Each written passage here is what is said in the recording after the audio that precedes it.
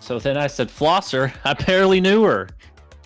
It's inappropriate, Brady. We're gonna have to. Where do we even come up with this We're gonna stuff? have to. Well, shut down. that's why I tell the stream. That's why I tell before. That's why you tell me not to start before Yeah. you're done with so, the joke, and sorry, I just keep. Well, it's okay. We'll get the timing down eventually, maybe. But anyways, greetings and welcome to another episode of Heroes Need Not Apply, our actual play show of 5th edition Dungeons and Dragons on Roll20, the virtual tabletop. We are playing the Storm King's Thunder campaign module. I'm your DM, Brady, and I'd like to take a quick second and make a few quick housekeeping notes. First, we'd like to thank Jonathan, or at JNATHYN, that's at JNATHYN, for the use of our awesome theme song that you heard at the intro of this leading up to our show and also in our podcast. So thank you to that. He graciously let us use it. So thank you there. Let's see. Shout out to Syrinscape for the use of the in-game audio that you will be hearing later that Dustin will be running for us. It's got some great ambient music and sound effects and stuff.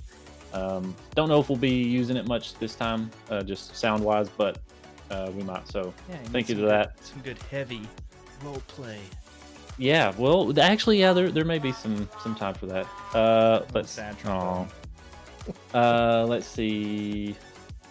Trying to think if there's anything else that I have. Nothing I can think of right now, but Patrick does need to make a few announcements, so let's take it over to Pat. Okay, just real quick. Let's see, some housekeeping notes on some rules that we, if you were listening to our last episode, which it released today, and you better listen to it. One of the things we talked about, there were some javelins that were found, and we, in the moment, talked about using the finesse properties and homebrew assigning finesse property to those javelins for our campaign. That's up to our dungeon master and just illustrates the great amount of flexibility that dungeon masters have with making every campaign their own deal. So if that's what Brady wants to do and we all agree on it, it's big on us. I'll take votes. What do y'all say, yay or nay? Yeah, Orin's not throwing anything, so.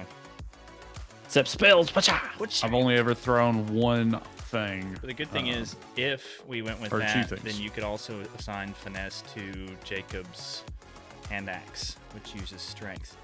The point being, the finesse property, for those of you who haven't looked in the player's handbook, allows you to use either strength or dexterity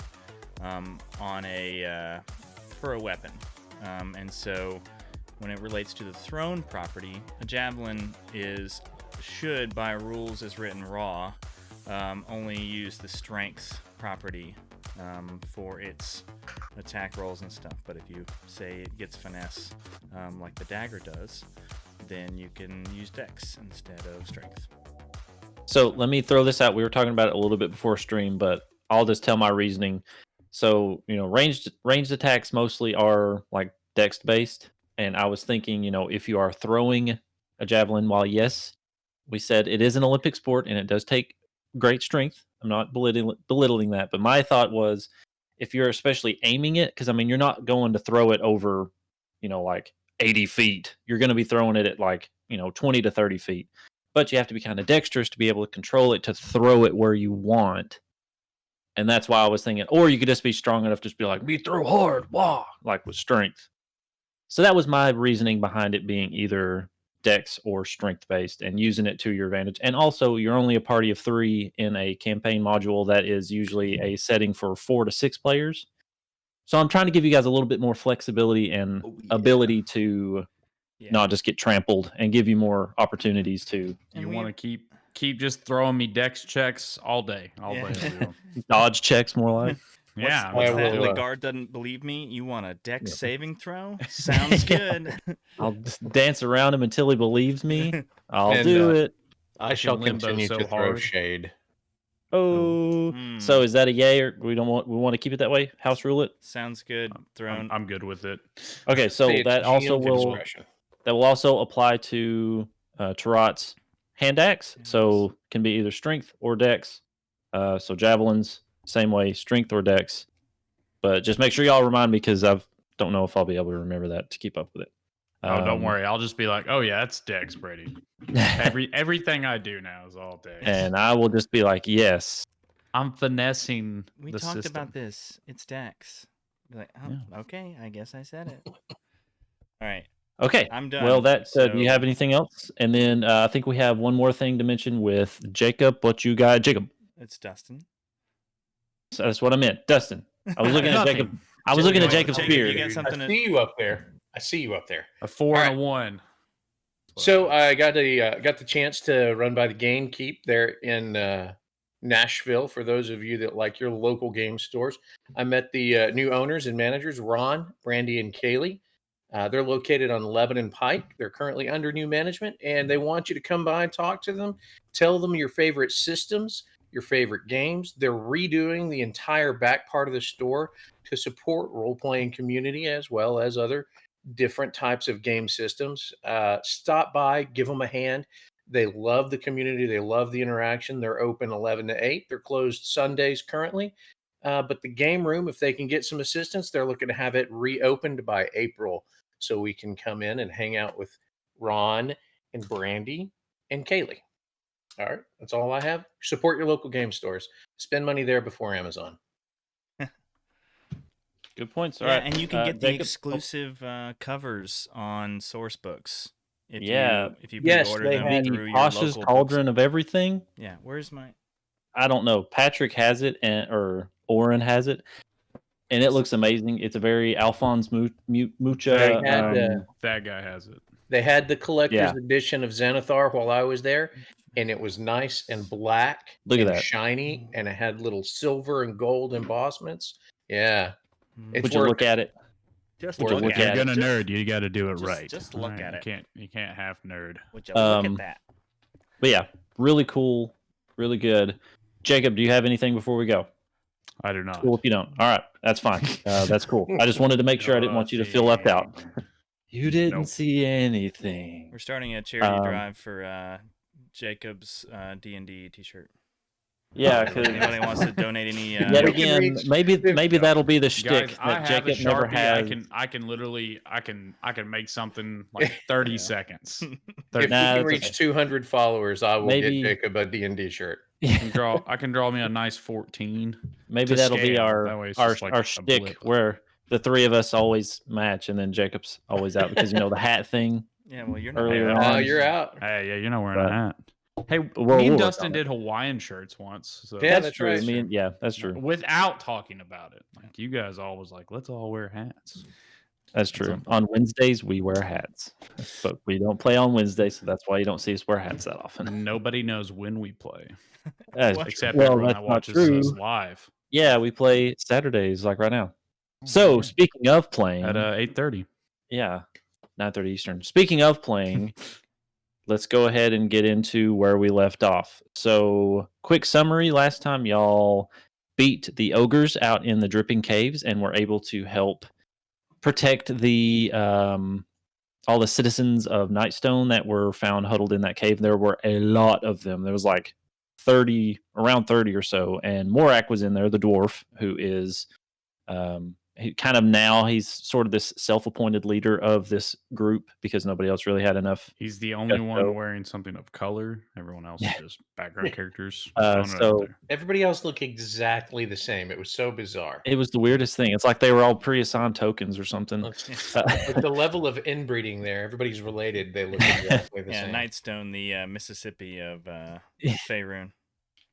No offense to any Mississippi watchers or listeners. Yeah. Anyways, you guys found them and you worked out a plan, and they all made their way out while you all fought the ogres. And Coin came in with a clutch command word, or what is it? Spell forgot word about command, that. just Yeah. command, You did. and told the ogre to basically just Run. run. And he ran off and never came back and helped you guys seal that victory. And then you guys were basically making your way out. You kind of knew you were going to be able to meet back up with the citizens as they were making their way around the mound on your way out, which is where we're actually going to jump to real quick. You guys have just joined back up, and you're all actively walking back to Nightstone, and you've been walking. You've been walking a good 5-10 minutes now, but you know it's not going to take you too long. I mean, it's going to take you a couple of hours to get there, but it's not going to take you long. So you're all walking. You're kind of at the head of this column with Morack and Hey, Brady. Daphne. Yeah. As we were leaving, was there like a clear sign of where that ogre just like ran off to, like trees pushed aside far right, Yeah. and we're going far left? Yeah. So you remember on your way in, the description there was like to your west, it was basically like open fields, sort of, and then to your right was the Ardeep forest and stuff. So you're standing at the mouth of the cave with the cave behind you, and you're looking out. So you would be looking south. So off to your east, it's basically a wall of thick forest, and you can see a couple of trees that aren't like completely down, but they're sort of like bent to the side. And you can see like not a very clear trail, but like you can see that there's a wider path of trees where there's normally a somewhat uniform layer of trees. You can just kind of see them bowed out a little bit, but it's just, you just keep looking and it just goes off into the darkness of the forest, and like you don't see any signs of him coming back. He just probably, for all you know, he's still running. That was the thought that I had one day just driving to work. I wonder if that ogre is still running that direction because he forgot why he was running. You never know. If you go, I guess if you go east enough, you might run into him again. Like I was about to say, hypothetical 100th episode encounter, huh? Hey, he might make an appearance. He literally just ran through the town, and we were like, that's the big. Hey, that's weird. That's the he's lost a lot of weight. Good for him. He was just like, he's skinny. Thank you. But anyway, so you guys are at the mouth of this cave. Or sorry, you've actually made your way out of the mouth of the cave, and you are walking with all of the rescued survivors behind you. You're standing there. You're kind of all walking abreast across this road, this kind of beaten path, with Morack, and Daphne's like sort of a little bit behind y'all with the sort of the head of the column, and you can see her. She's just still kind of like sad, but she's a little bit more relieved now that they've made it out of this ordeal. But Morack and y'all have just kind of been talking, and he's been telling you a little bit about himself and more stories. Yeah, and he cuts back in, and we're gonna cut like to you guys as you're walking, and we'll just do just a little bit quick here. And he's just like, anyways, but that's how that's kind of how I found myself as a retired adventurer, and really wanted to settle down and just make a trade and help adventurers like yourself. Which speaking of, in Dwarvish, I say nice. He just looks at you and he's just like, you guys don't get it. Gives you a wink. Just gives you a little wink, just like he's kind of got a little bit more of a pep in his step now, because he's been in this cave for a day or two and wasn't sure if he was going to survive or not. So he's feeling a little bit better, and he's feeling a little bit more pepped up. You see him kind of walking a little bit straighter, standing up straighter a little bit with a chest puffed out just a little bit. But he's just like, but speaking of helping adventurers, remind me when we get back to town. I think I may have a few things that you might be able to use. But you'll have to remind me. It's been a long couple of days, and I may forget when we get back. But speaking of useful items, yeah, have you ever considered signing on to what I like to call multi-level marketing? No, I met someone in Ravenloft that tried to sell me some stuff or make me part of that, and it was almost like a cult. And I said no, thank you, and I left. Well, see, I have these amazing herbal snake oils. Nah, that's okay. I've got plenty enough to sell in my own shop. Plus, I don't want any part of it. So sorry. That's a little ungrateful, but I understand. I mean, I just told you I'm gonna give you some stuff when we get back to town. So, but it'd be a really lucrative deal for you. Yeah. I think you obviously have been able to tell what kind of wonderful salesman Mr. Valentine is, and forgive I him. haven't got to roll for it yet. But, I'll sell something to somebody as soon as I get to roll some dice. Yeah, you can definitely try if you want to. Once we there's a get bunch of back to town. clone townspeople that would love to buy a vacuum from you. But yeah, we're just kind of walking back down, and he's just kind of talking to y'all. And if y'all want to sort of talk to each other, or just kind of as a group to each other, So, or if you want to ask Mr. him some Mr. stuff. Valentine and Oren, how long have you guys been goblins? I don't. Oh, I'm very that just- confused by Morack all kind of that. Morack kind of picks up a little bit. He's like, "Yeah, so what is the deal with this? This is I'm Well, not really sure what's we would going on." We would only get about an hour down the road. I was Yeah, I was thinking okay. it should have Yeah. started to dissipate by then. Yeah, and But if you want to, you can have.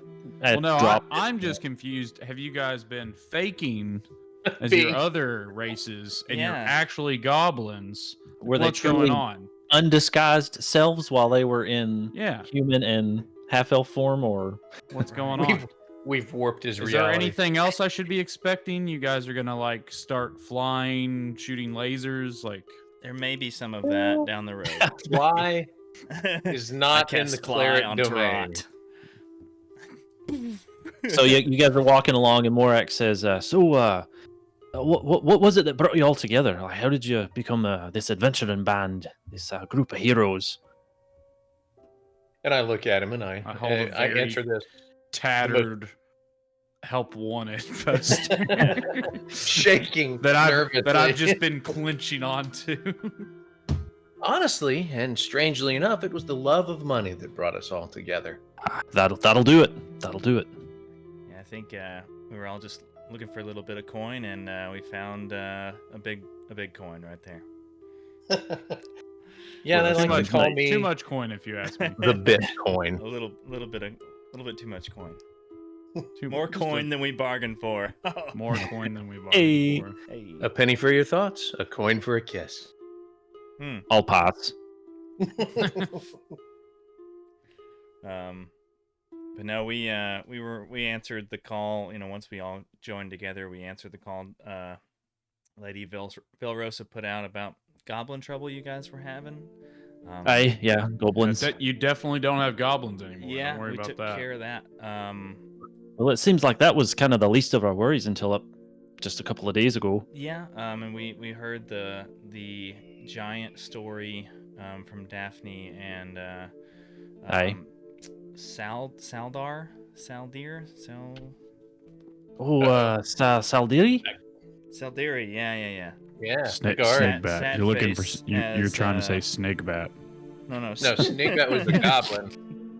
Sadiri. We talked to him, and we were That able was to, the town guard that was in the nervous the one. keep. Yeah, Yes, I've seen the lot around town a few times. yeah. Oh, we should probably bring up that there is a new mercenary group Yeah. manning the battlements. They may or may not be good for the town, but they're definitely going to be good for commerce. Yeah, I've been thinking about that all week. This is how we're gonna. They're going to talk- get back. How we're gonna talk. All to, right. about the Yeah, have you ever heard of a troop of what are they? The seven deadly Seven- something serpents? seven Oh, snakes? the seven snakes. Seven Technically, snakes. they're the 6 snakes right now. Yeah. Yeah. Oh, I'm waiting for that opening to a post on the I've job board. I've heard some tale about some shadowy group working around in the area, but nothing really for certain. I just knew that mercenaries are mercenaries, so there's bound to run of them into them sooner or later, but nothing about Well, these seven They snakes. kind of want to occupy your town, so I don't Yeah. know exactly how that's going to play out for you guys. They do seem contractually obligated to somebody else called the snail. Yeah. Very intimidating. Ooh, the snail. Yeah. So I Seems don't know if they would be good to be a little extra muscle to keep any instances like this happening again. But they were able to repel an orc attack after you all left. Band of orcs. I mean, showed up. really, it was all the beautiful women. Yeah. That's true. you mean elves? All Yeah. the What- beautiful women. All, Okay. yeah, they long hair. All the girls, the right? other troop of just all women fighters. Okay, well, you kind of see Morack. He kind of like he furrows his brow just a little bit, like he's kind of thinking, and he kind of strokes his beard, and he's just like, I'll see if I can find him whenever I get to town, and maybe have a talk with him. Yeah. But other than that, so Lady Nandar, she's no longer with us. Yeah. Well, there's that, and you might want to consider changing the name of your town to Nightstone. No, Instead of Yeah, No stone. Why? The Nightstone is gone. gone. Apparently taken by the giants that showed up. I believe Oh. cloud giants, maybe. From But if you take some of this miracle were snake described. oil that I have and you rub it on a pebble, eventually the pebble will grow to the size of the Nightstone. Don't know about that, but this Nightstone, I haven't been around Nightstone too long, but I don't really know much about it itself. It's kind of a mystery to everyone in town. It's just always been there as long as anyone can remember, and nobody knows much about it. Gotcha. And we rolled on that to see if we could pick up anything way back in the day, right? Yeah, and I remember, like, I think so. Oren knew a little bit, like, he just knew that the town was called Nightstone because of this stone. It's been present in the town. Let's see. No, nobody knows why and I turn around to the group as we're walking. Does anybody know why someone would want to take a big, dark, ugly rock out of the middle of your nowhere town? Just out of curiosity? I mean, Mr. not really. Valentine, It's, don't bring up that they're inbred. Didn't say anything about gluten. he didn't hear that, but he's just like, I mean, not really. It's been there for, like I said, as long as anyone can remember. But maybe it has something to do with those runes that were carved into it. There were kind of these ancient-looking runes, all carved all over it. But nobody's been able to decipher them. So, but maybe it has something to do with that. Are they copied down anywhere? Any rubbings done of the runes? Maybe in the keep? Not that I know of. Maybe, I mean, we've had scholars come in throughout the years, and just people trying to make a name for themselves and deciphering codes and bringing dead languages back to life and studying things like that. But those are few and far between, and they'd be almost nigh impossible to track down. So, So you're saying there's a chance?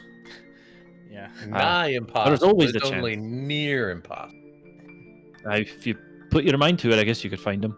And speaking of minds, we have one of the finest here, Oren, even though he needs a little muscle. Yeah, I do all right. Tarot was talking about how it looked like I was ripped or the other day. Well, What? Whenever I got Was attacked, I? I got attacked by the animated sword, and it like ripped my cloak. And you're like, Oh, you look ripped, and I was like, oh yeah, you think? I did say the phrase "you looked ripped." Yes, So probably. he will never let that go. Morack, by any chance, were these scholars from Waterdeep Candlekeep, maybe? Know that the Great Library, and they're in Candlekeep. Oh, Might be an interest. They may be able to point you in the right direction. Usually anybody that comes through this area, they kind of make their way. If they're scholarly, they make their way to the tower there. Those guys are just a little bit uptight, guys. Just a little bit uptight. I mean, I've never had much dealing with them. I've just heard stories about them. Yeah, and I'd say that Oren has heard stories from his time in the libraries of Waterdeep. Just stories about the massive libraries of Candlekeep.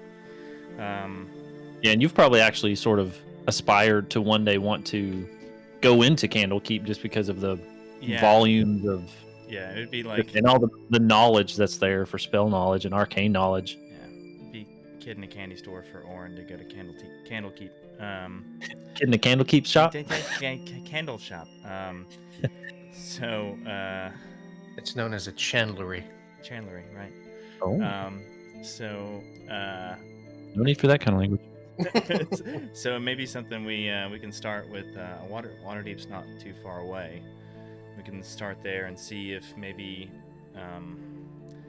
there's some information we can find from the some arcane practitioners or some of the librarians at the Font of Knowledge.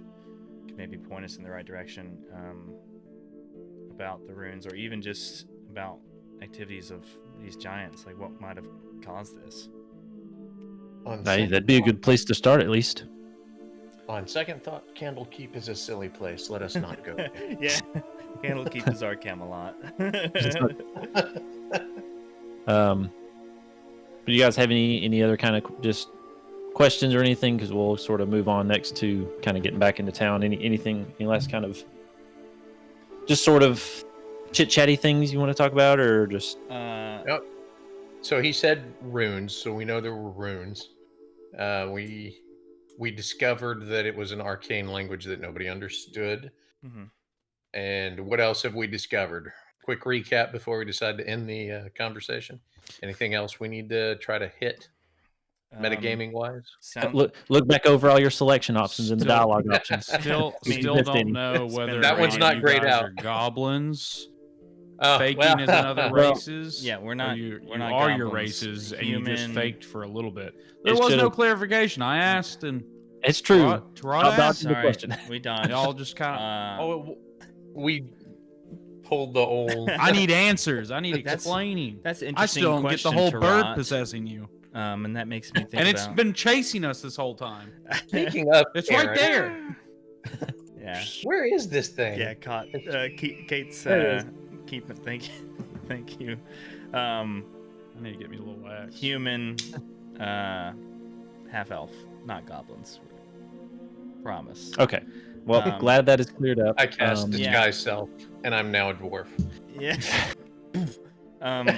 While we're walking, and we don't have to do any Really tall one. much role play if we don't want, but I'm gonna say, are we leveled up yet? Yes, so that's what I was going to get to. Oh, geez. We'll just say while we're walking along, you guys kind of felt a little bit more powerful and sure of yourselves. So you guys have leveled up to level 4, which hopefully you have at least sorted that out. But something we can do quickly right now is roll hit dice if we would like to do that. And before we get back to town, you can explain if there's anything new cool stuff that you got, or anything you'd like to kind of just mention, like, hey, I can do this cool thing now. So let's see, what is it? And the way we are doing hit dice is both myself and then the character rolls. We roll at the same time. Whoever has the higher roll, we take that roll, just so you're not always getting super crapped on when it comes to hit points. So we're just going to take turns. So we will start with, let's just say Oren. What do you roll? D6. D6. Here we go. Green D6. 3 for me. I got a 3 as well. Okay. Oh. So 3 plus 2, my Constitution 5. mod, so 5.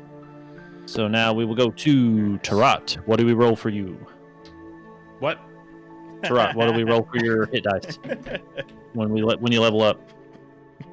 I thought it was a Gosh. D6. Probably D8. You're so D6 or embarrassing. D8. Not a Maybe it's a D6. D8. It is indeed, I believe, I a think it's a D8. D8, yeah. Yeah, it's a D8. Monks. That's what it is.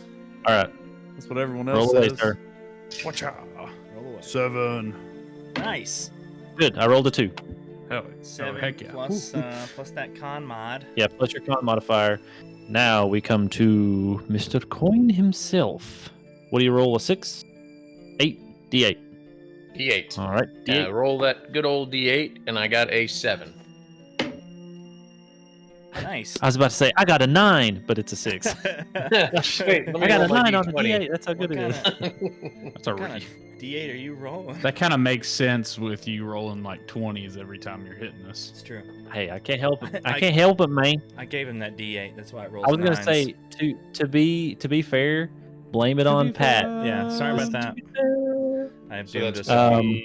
Makes it fun though. Plus So my con, so that would be 8. So I'm let's now go- at a 29.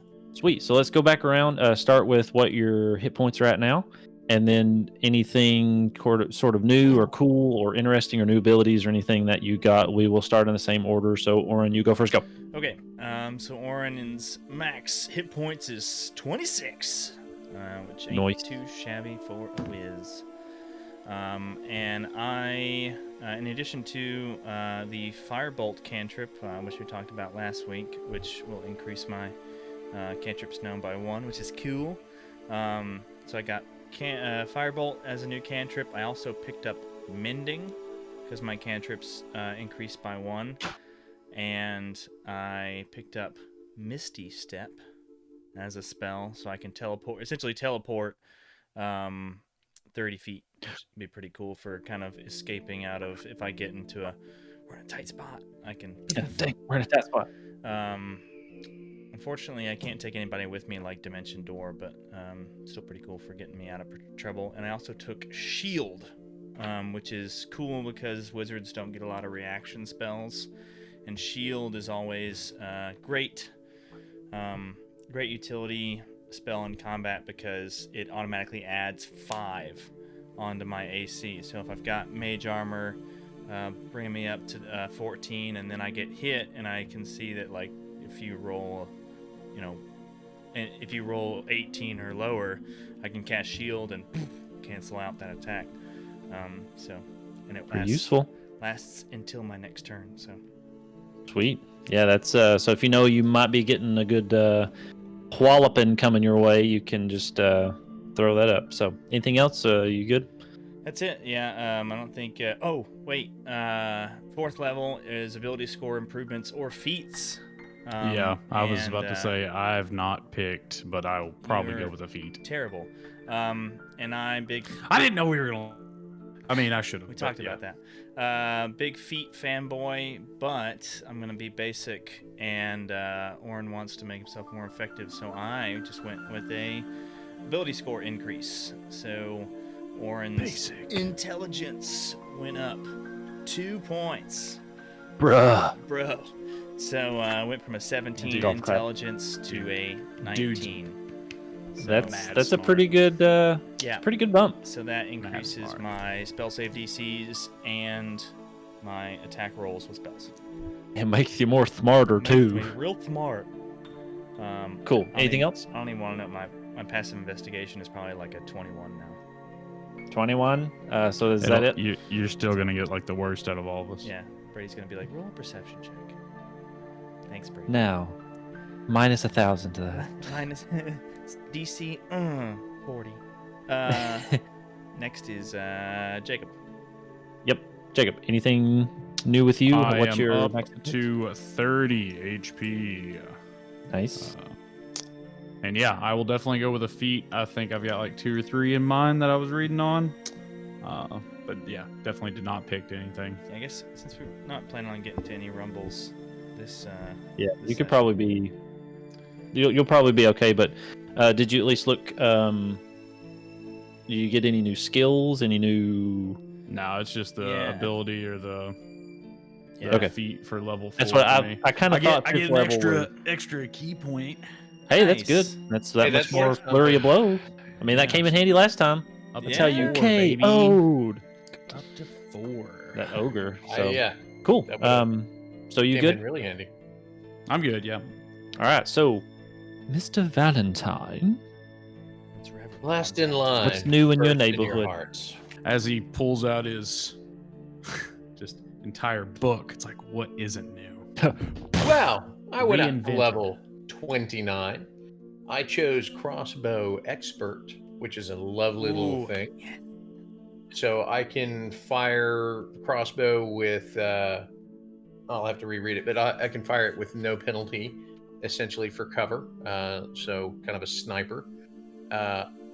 And it also allows me that if I pick up a hand crossbow from one of the traders or vendors, that I can hit somebody with my mace and follow it up with a hand crossbow shot. Ooh, the old 1-2. Yeah. 1-2. And I can fire within 5 feet at no disadvantage. Nice. So you're just like, dodge this. Yeah. Yep. Yeah.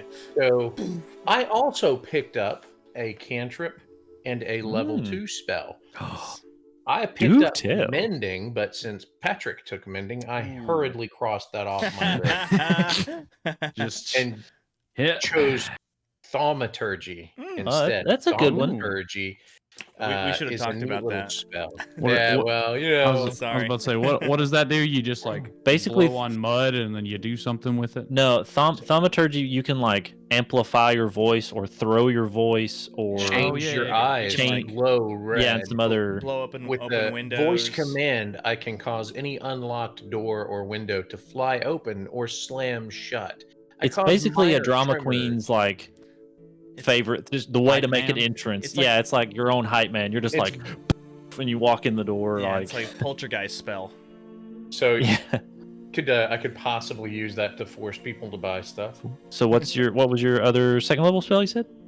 So my second level spell that I picked up was silence. I plan on using Ooh. that on Orin. No. Now is silence, is that the per target or is that the area, like you pick an area that radiates out like 30 feet or 15 feet or something like that, and it's everything within that, and if it's a creature it can make a save, I or is it believe something?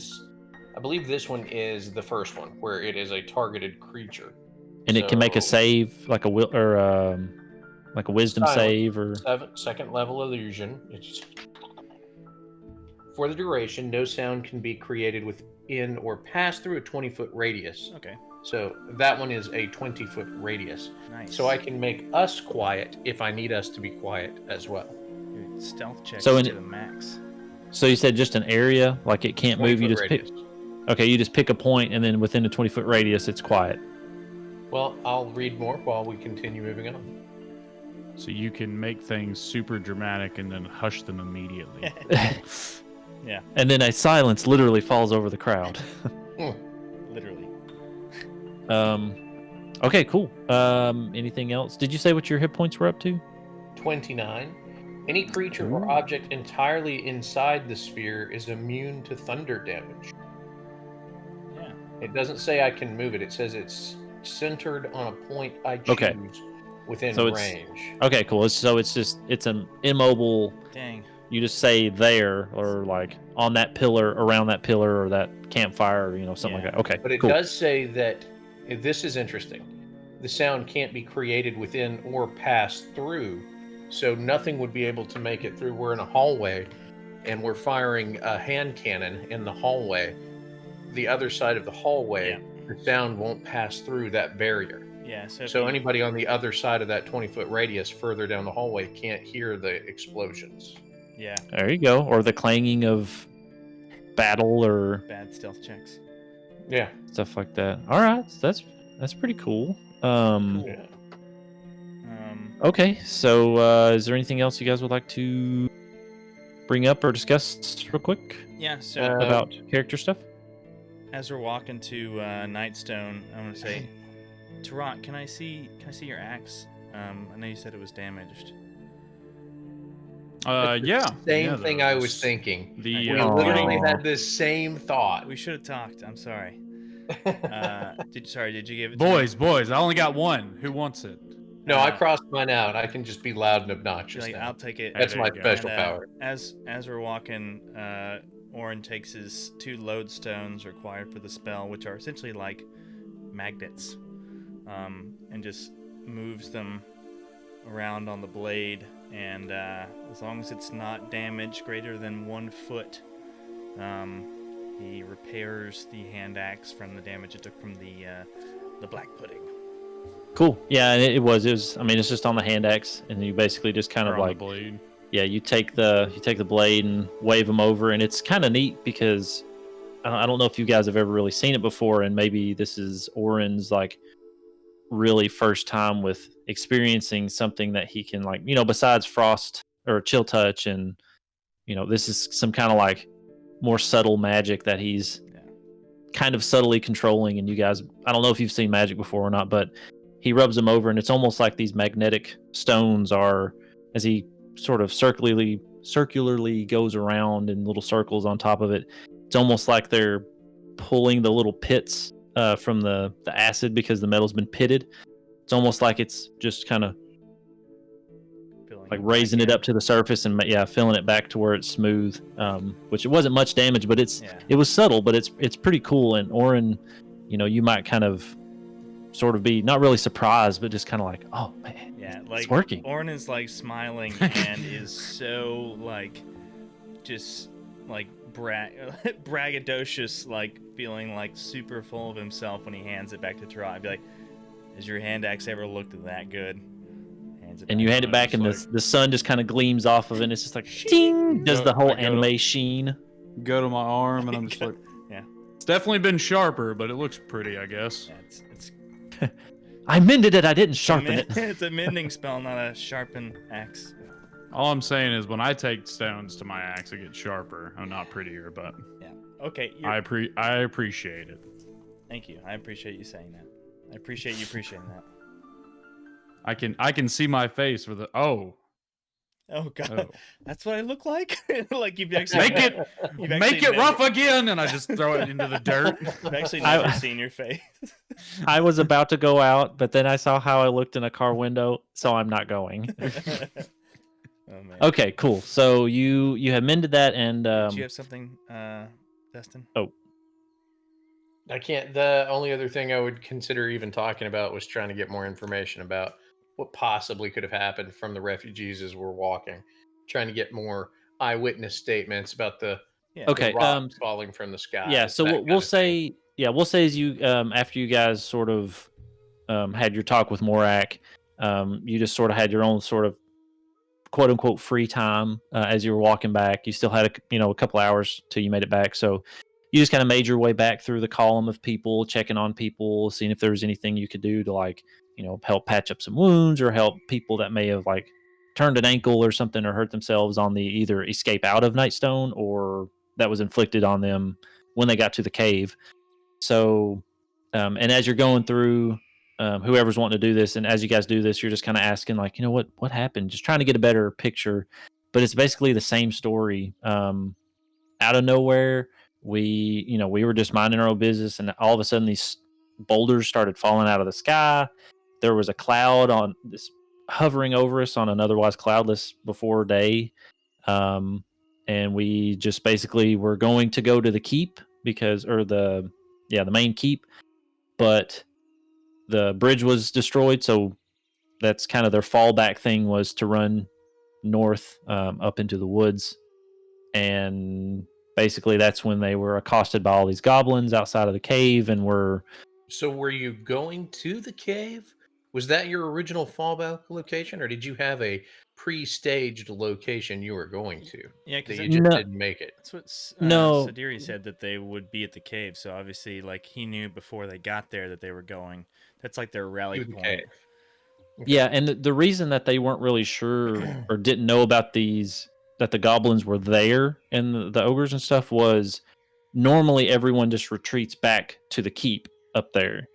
But since that bridge was destroyed, nobody could make it up there, so they fell back to their kind of second fallback, which would have been the cave, but they hadn't had to do that in a long time, so nobody's been back there to check it and make sure it was still empty or whatever. So that's why they were kind of caught unawares with the goblins and stuff being in the cave, because they hadn't been there in forever, because they hadn't had a need to go there. Well, you have a real opportunity now that you can establish a trade route between your town and the outpost of goblins. It doesn't necessarily have to be contentious. It could be mutually beneficial for both parties. So you kind of pitch that to several of the villagers, and you kind of get the same sentiment of that's why Lady Nandar was recruiting adventurers, is to clear there was, well, not necessarily the cave, but there was a goblin problem in the area, and they don't like goblins because the goblins have been doing little raids here and there, nothing big, because they're goblins, but killing their dogs, scaring them. Yeah, just being more of a nuisance. So the people don't really like goblins, so they're just kind of just screw that, no thank you. See, as a half elf, I'm caught between two worlds, so I'm always trying to figure out the right way to make things happen. I You know, respect that, for and they money. kind of For they kind of money, see where yeah. you're coming from, but For they're just personal like gain. they kind of see where you're Don't coming ever leave from. that out. Yeah, but they're like they've been such a nuisance. They're just like no thanks. But that was pretty much it. It's basically the same story you guys have gotten so far. Boulders started dropping, and some of the people that were some of the last ones out of the town tell you that they also saw the giants come down and actually take the Nightstone, because there was just a handful of them because they were the last ones out trying to help get everybody out, and they just happened to see it kind of as they were getting the last look as they were running out. They saw the clouds giants kind of, or these big giants, I should say, come down and take the stone, and then that was the last thing I remember before they just booked it. But that's pretty much all you're getting from them. So you guys kind of make your way back up to the column, head of the column. You're getting closer to town now. It's been a couple hours, and Kate's keeping so a that's look. when, yeah, she nothing. Everything's fine. She doesn't see anything. Everything's normal. She's been keeping a lookout, doing air patrol around for y'all and kind of keeping a lookout. Yeah. So you're almost back to town, and that's when Orin, you take and mend Trot's axe, and basically as you're handing it back to him, you guys are all walking back up to the gates there. I'm So you're scruffing coming some down dirt on it. Yeah, you're like looks Oh. too good. Looks And I'm not really going to keep up with the tokens here. I just wanted to put the map back onto Nightstone just so we could see that we are in Nightstone. Mhm. But you guys kind of all make your way in, and all of the villagers are starting to sort of spread back out and Are go all the to dead, see what's. Oh, the No, dead they're body's still there. Yeah, all the orcs that you guys, or all the all the orcs that you guys piled up there, they're still there, just lying in a heap, and all the villagers kind of like look kind of startled as they walk past this pile of orcs. And there actually are two of the seven snakes are up in the watchtowers up above the Is one of them drawbridge. Dimitri? Do I recognize one of them? Yes, one of them actually is Dimitri, one of the more southern tower, or as you're coming in, the one on your right. Where's the little Tarat? tower there. I Hello, don't know Dimitri. where he is. As I just wave Oh, my no. like dirty axe. Oh, here, I found him. Okay. Sorry, hang on, We folks. left to rot back at the cave. Oh, there he is. There you guys are. Nice. But if you want, you can kind of move around. I don't think I have. Let me look for something real quick.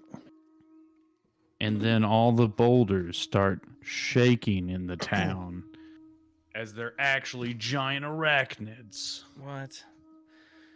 No, They're rock spiders. yeah, they're rock crab people. There's No, more. so you guys are walking back in. They're still there. Everybody's starting to kind of fan back out to their homes.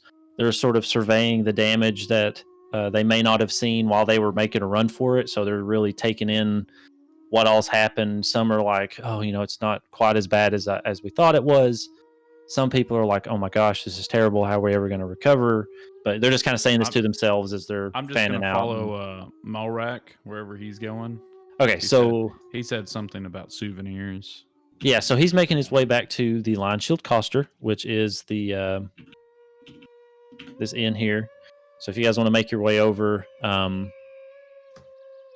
he's making his way, and he's just like, "Oh, that's right. I told you I had some stuff for you, right?" Right. Help us out. It wasn't in a lockbox by any chance, was it? Just This is asking. all. No reason. He's like, "No, that was just some of my old adventuring gear that I just hang on to for old time's sake." Yeah, I think somebody pilfered it, or Yeah, it looks like it was lost. There's probably those accursed goblins. They probably They got came in. everything. Yeah, there we go. Definitely not Dimitri. He's a good young man. we He's just in the definitely- wrong crowd. we definitely didn't Well, I'll- find anything of value in this town. I'll have to meet this Dimitri someday. See if I can find him. I He's think in I saw him he's on the in way in. watchtower to the left. Right. Or the I right. saw him. I'll Whichever try and way meet him one south. day. Try and meet him one day. He says. So Morack's like, you boys just hang out right here, and let me go and run. I kind of keep these in a somewhat special place that nobody knows. It's not silly enough to keep it in some lockbox that could be used, like just a spell could open. Keep it somewhere safe. So Yeah. Anything could have probably opened that. Right. Like anything. I mean, like a vial of acid or something. definitely not anything. a first level spell or something. So he goes into the inn. He just tells you guys to wait there. He goes into the inn or to the Lion Shield Coster, and it's a couple of minutes. And then he comes back out. Oh shoot, hang on. Go on, Dustin. Get out of there. Bring it back. Bring him back. He comes back out. He kind of meets you right in the door. He's like, sorry, I didn't mean to take that long. It took me just a minute to rustle all this up. I was trying to find something that might work for each of you. So, and he brings out this kind of a small magical duck head. No, Duck he brings out this ball. Duck Or this head? ball. He brings out this small Duck hat. kind of a leather sack that's cinched at the top, and he opens it up and he goes, "Okay, so," and he points at you, Tarat, and he says, "So you, from what I was gathering from when we were talking along the way back, you're a monk, right?" Yep. Ah, he says, "That's." I thought I might have something. Can Someone you to not give this to tell? one And I day. just like hold up my knuckles. He goes, speaking of, I've got something Oh. just right for you that can cover those bad boys. And, Nice ointment, he and I reaches hold in up the there. snake oil. He reaches into that leather sack and pulls out. They don't really look like much, but they're kind of these wrapped up balls of what looks like strips of bandage, but it's almost kind of like this leather almost. It's kind of hard to tell what it's exactly made out of. And he hands them to you. There's two of them. He goes, "Hey, these are some nice new fist wraps for you, some hand wraps that I think you'll like them." All right, I'm gonna start just Excuse me. wrapping them on because I don't have anything on my fit. And I'll tell you all like mechanically what all these do. I was just going to give them out to you first. So he turns around and he looks at he's like, "Oh, yes." And he reaches back down in there and he's looking at you, Coin, and he pulls out this gold ring, and it's not super fancy, but I mean it's a fairly nice gold ring, and it's inset with an emerald, a green emerald for the stone set. And he takes it and he goes, I know it doesn't look like much, but this has gotten me out of a few, and my friends gotten us out of quite a few hairy situations. And he hands it to you, puts it in your hand, and then he goes, and for Mr. Magic here, he reaches down into the sack and he pulls out, it's looks like a necklace, and it's this.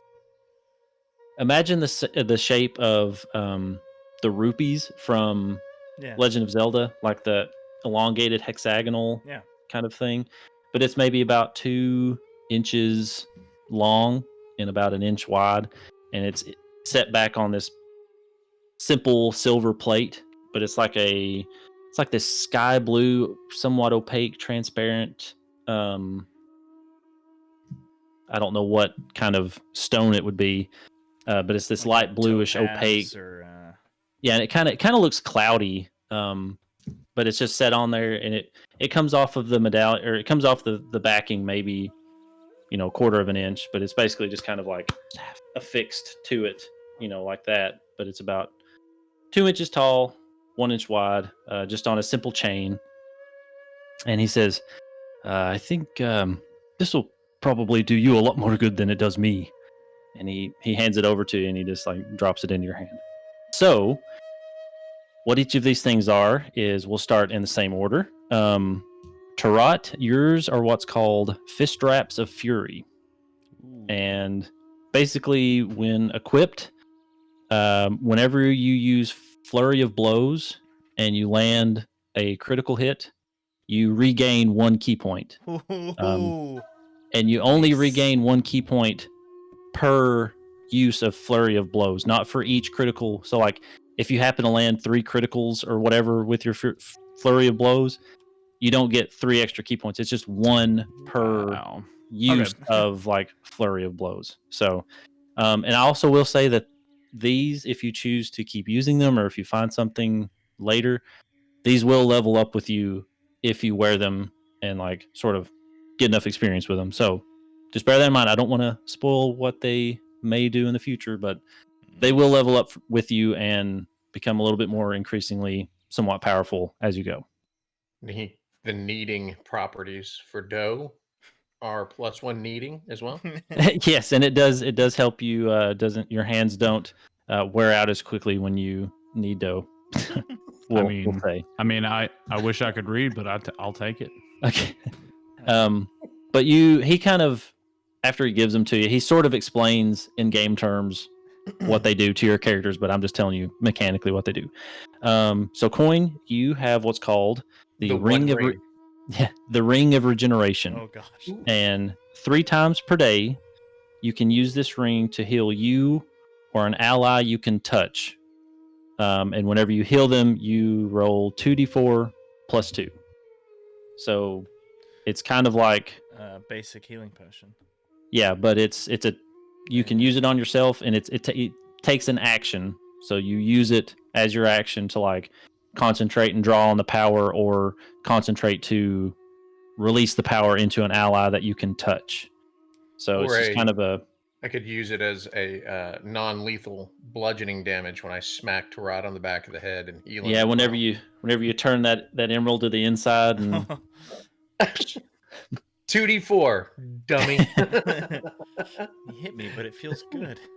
It's weird. So, this last one that Oren got is the Amulet of Arcane Storage. Ooh. And while equipped, on a long rest, you may take time to prepare one level 1 spell and store its power in the amulet. So this spell will be separate from your spell slots and does not use your spell slots whenever you use it. So it's basically you're storing a level 1 spell within this, and you can kind of keep it. And if you use it, it doesn't use your spell slots. It just expends the charge in the amulet. Let's see. The charge only lasts for 8 hours, though. Okay. So just bear that in mind. And so as an action, you can expend the stored spell as you would the spell would normally be cast. Just expend it from the amulet. Or also, on a short rest, when you use it with Arcane Recovery, you can restore 1 extra spell slot. Okay. That's good. So it's basically just a +1 to your Arcane Recovery. So I'm like dumping like the power of a level 1 spell in it that I can either give myself back to power the other spells that I have, or if I want to be specific about the spell that it's storing. Right, yeah. So whenever you store a spell, whatever spell you specifically put in there is the one that will be used when you expend it. But if you're using it to regain a spell slot, you just take that power and just restore a spell slot. It could like expand my amount of prepared spells by 1, or it could just power what I've already got. Gotcha. Correct. Yep. Cool. So, so he gives those all to you, and he says, "That's not much, but with Lady Nandar, rest her. That's probably the best we can do. We may be able to scrounge up a little bit of gold. There might be some up in the keep that we could give you all. Actually, give me just one moment again." And you see him kind of run off, and as he runs south, I catch him before he leaves. Before you take off, take these the ears of all the goblins and orcs that we've killed. So you're handing him the. Yep, because I don't want to carry him on my belt anymore. The earring. Yeah. Okay, so earring. He just kind of like he takes it and he kind of holds it out in front of him, kind of like, whenever you're holding something gross, he's just kind of like. Consider it bounty work. We came here to, Yeah, we came he's here. Like, I do appreciate it, and that takes a lot. There's quite a few ears. I'll see if that can get a little bit more gold for you when I go up there. So he runs off up to the keep. And he's not gone long, because you guys, as you look south as he runs off towards the keep, you can see that the bridge leading to the keep has been somewhat repaired, like that ladder. Nice. They've actually kind of fastened it down a little bit more and put a couple of planks on it, so it's a little bit more sturdy. a little bit more of an actual walkway, and you can see one of the guards coming down, and they meet there on the bridge, and you see him have a brief exchange, and the guard kind of sees all the people back and kind of gets really excited and runs back into the keep, and then runs back out, and he's carrying another sack, little leather sack, and he hands it over to Morack, and Morack starts coming back, and Morack kind of comes back, and he's like, I talked to one of the guards there that was apparently left and stranded up in the keep there, and I guess I'm sort of the de facto leader. He does like air quotes as best as he can of the town, since nobody else really has the gusto to step up, and I've got the most experience with, I guess, leading adventurers around back in my day. So he ran the inn before. Yeah. He used to be the inn keeper, and the inn was it was like an Upgrades inn equal / upgrades. what's it called? Not like a general store, but sort of a general store where if you wanted to buy mercantile center of town as A well. saloon. no, not much a saloon, just like a place where you could buy some cheap armor, or just like trade and stuff of the adventuring type stuff in case anybody came through. But it wasn't anything like spectacular or anything. Sounds This like was a his, saloon. and this stuff that he gave you was from his own personal store that he had acquired over all of his years of adventuring, and really didn't want to just sell off to some Nancy or Joe that came through.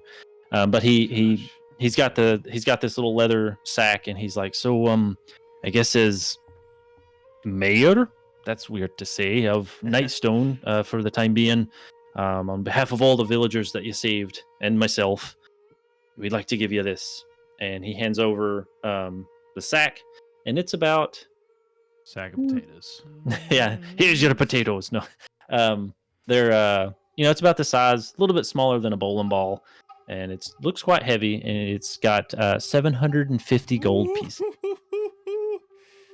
He's like, I don't know how you split that apart, and who wants this, and he just kind of like holds it out.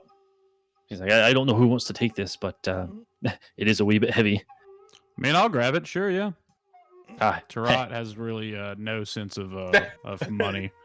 Oren, but he Don't let him hands do it over. He hands it over to Tarot, and he gives you a wink, and in Dwarvish he says, I knew you were the brains of the operation. Oh no! But he says it in dwarf, so only he hears it, and he gives you another wink, and he's just like, "Hey." I cast comprehend languages on myself in secret an hour earlier For the and one word. I knew this was gonna happen. I knew there was some three words you just Tarot said. Morack So connection. after he hands it to Tarot, he's just like, I think you boys are in good hands here.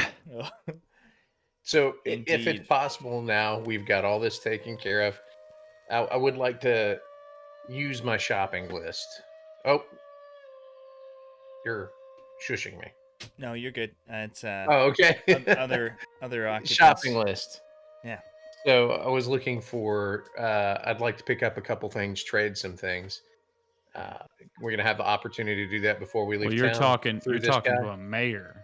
The mayor. He's So- not no store Well, clerk anymore. not- He kind of looks at you, and he's like, I mean, I've still got a business to run. Well, from what I looked at whenever I ran into the Lion Shield Coaster, there weren't much left that maybe the goblins or the giants or whoever it was went through here. There's not a whole lot left, but there's a couple of shelves that not many people know where to look.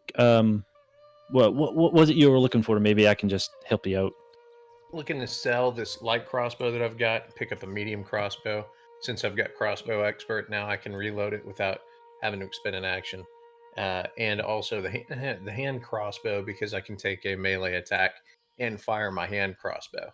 So I'd like to do a little bit of trading to maximize Okay, so that. he kind of looks at you, and he's like, well, I mean, we really just gave you about all the gold that we have here within the village. So We could call it reinvesting. he says, well, actually, now that I think about it, Stimulus plan.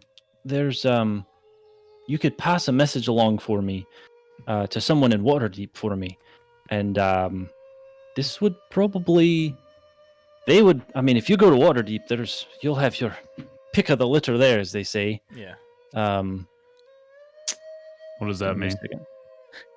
Oh, you'll Trot We ass. can What's find pick of a You'll- litter. almost He looks everything at you we and could he- ever want to buy. For when you eat kittens, I yeah, believe. he kind of looks at you a little disappointed. He's like, it means they got a lot of stuff there that you could He's ever just, want.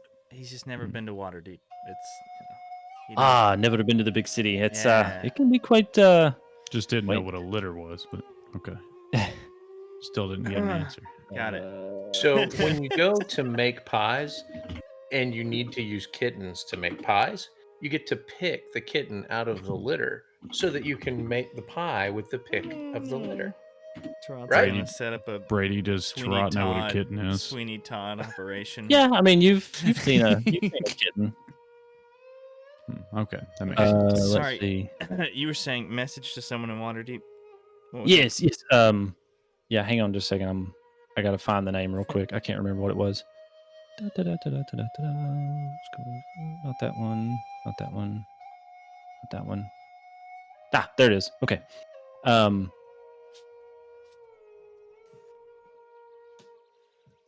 Sorry, I'm still trying to find the name. Hang on, bear with me. He's like, his name's just slipping me mind right now, but you'll find him at the bowels of the earth. It's a place in the Bowels of the earth. bowels of the earth. Okay. It's a kind of a place like the Lion Shield Cluster. It's kind of like a little inn slash Saloon? tavern slash on some nights it could be slash general provision store, but it's in the trades ward there in Waterdeep.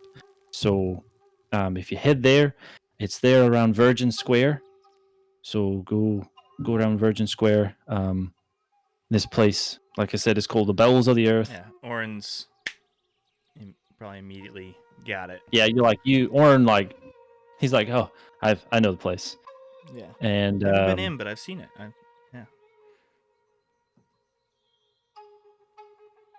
but he's still thinking of that name. He goes, I remember his name. His name is Scrooge. Scrod. Scrooge. Scrod. SCRODGE. Sorry. Like Raj, but with Scrooge. SC in front of it. It's like Scrooge except for just one O. So Yeah. it's the dollar store Scrooge. It's like Scrooge. You guys Okay. act like you've never heard And that name. what It's is like Snigbat. Yeah. Yeah, but Slingbat, right? So Like Velveeta so or Velarosa. this Yeah. this Lady Velveeta. this Scrooge. Got squished like easy cheese. this Scrooge Oh, God. fellow, human, dwarf, elf. What are we looking? Oh for? yeah, he's one of my old traveling companions. He's a human. Okay. We've been through many a tight place, many dangerous things. He Okay. kind of like sort of waxes over a little bit. He's like, but that's neither here nor there. Find him, tell him Morack sent you, Mhm. and tell him because it's been a while since I've been up to Waterdeep, and I don't really. It's hard to keep up with some of these fellas, but one of the boys here in town, or one of the dads here, that was tragically taken by one of the boulders, I guess you could say, in a nice way. His son lives somewhere around Waterdeep, and it would really mean a lot to me and a lot of the people here if you were able to tell him that his dad's dead. Maybe he can come back for the funeral or whatever. But hang on a second. I can't think of anything tonight. What's that? The person's name that I was almost going to say something extremely morbid. I mean, if he was crushed by the stone, he's already buried. okay. No No, need for a Scrooge funeral. is the guy that you're having to find, Okay. and he He's a different guy. right. He's He not the knows- kid. Okay, so he looks at you and he's like, yes, his name is Miros. Miros Zelbrins. Yes, he's one of the lads that used to live here in town. He kind of moved away to the, and I'll spell that for you in a second. He's like he's a lad that used to live here, had big aspirations, wanted to move to the town, to the big city, to get away from the town, and that was quite a few years ago. I hadn't really kept up with him much. But if anybody knows where to find him, it'll be old Scrooge there, and the bowls are the earth bowls. That'll be the place, and he can point you in the right direction. And you might also be able to just tell him that I'm calling in a favor and to help you how he can, and he'll set you straight. Okay. Gotcha. So Oren's taking note of this. Oh, and the person that you're looking for, his name is Miros, Miros, Miros, Yeah. and his last name I is spelled it completely right. Me too. Oh, nice. No, it didn't. His last name is Xelbrins. Ah. Zelbrins. I used Miros a Zelbrins. Z. Yes, I've heard of him. He is from Homeland. I used a Z, but still pretty close. Close enough. But he's just like, yeah, he's I'm sure he would like to come back for his dad's funeral, or at least to come and pay his respects after we've taken care of him. So it would mean a lot to me in the town if you could send him back on his way. And and also with Scrooge there, he'll be able to help you with your trading and your selling. And if you call in my favor for you, it's he should be able to set you on his way. Set you on your way. Okay. All right. Help you out. Side quest received. Got it. So Dustin's or Coin's abandonment of the sword and full on Scimitar, shooting. quick. Yeah. yeah. It's fast. But he's like, basically that's there's not really much left you can do here. So I mean, if you want to start making your way on to Waterdeep, I can't really even offer you a room from the looks of things. So just find old Scrooge and he'll help you out. Keep Alright. camp on the road on the way to Waterdeep. I'm sure it's not. It's more than a couple hours. Yeah, I mean it's about another 4 hours, and Yeah. I was from gonna where say, you guys are at now. we got to the cave, like we left for the caves in the morning. Mhm. Got to the caves after about a half a day. Did the fight. Traveled back. So yeah, it'd be getting This, dark now. This probably would be Um, like the next morning like exchange. And- Yeah, because it's not a very far We trip can't from leave. there. It's about as far to the caves as it is to Waterdeep. So it's going to be But we about can't leave 4 without hours. saying goodbye to Dimitri anyway. Yeah. Okay. Well, he's so We're taking him with us. I'd actually forgot like what time it was whenever you guys left and stuff.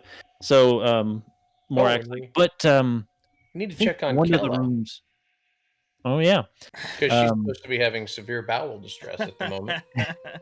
she Morack's You like know, I think from what I can tell from just the few minutes I ran in real quick, one of the rooms on the far northeast side of the inn may still be okay. So if you want to bunk there for the night, you three are more than welcome. Okay.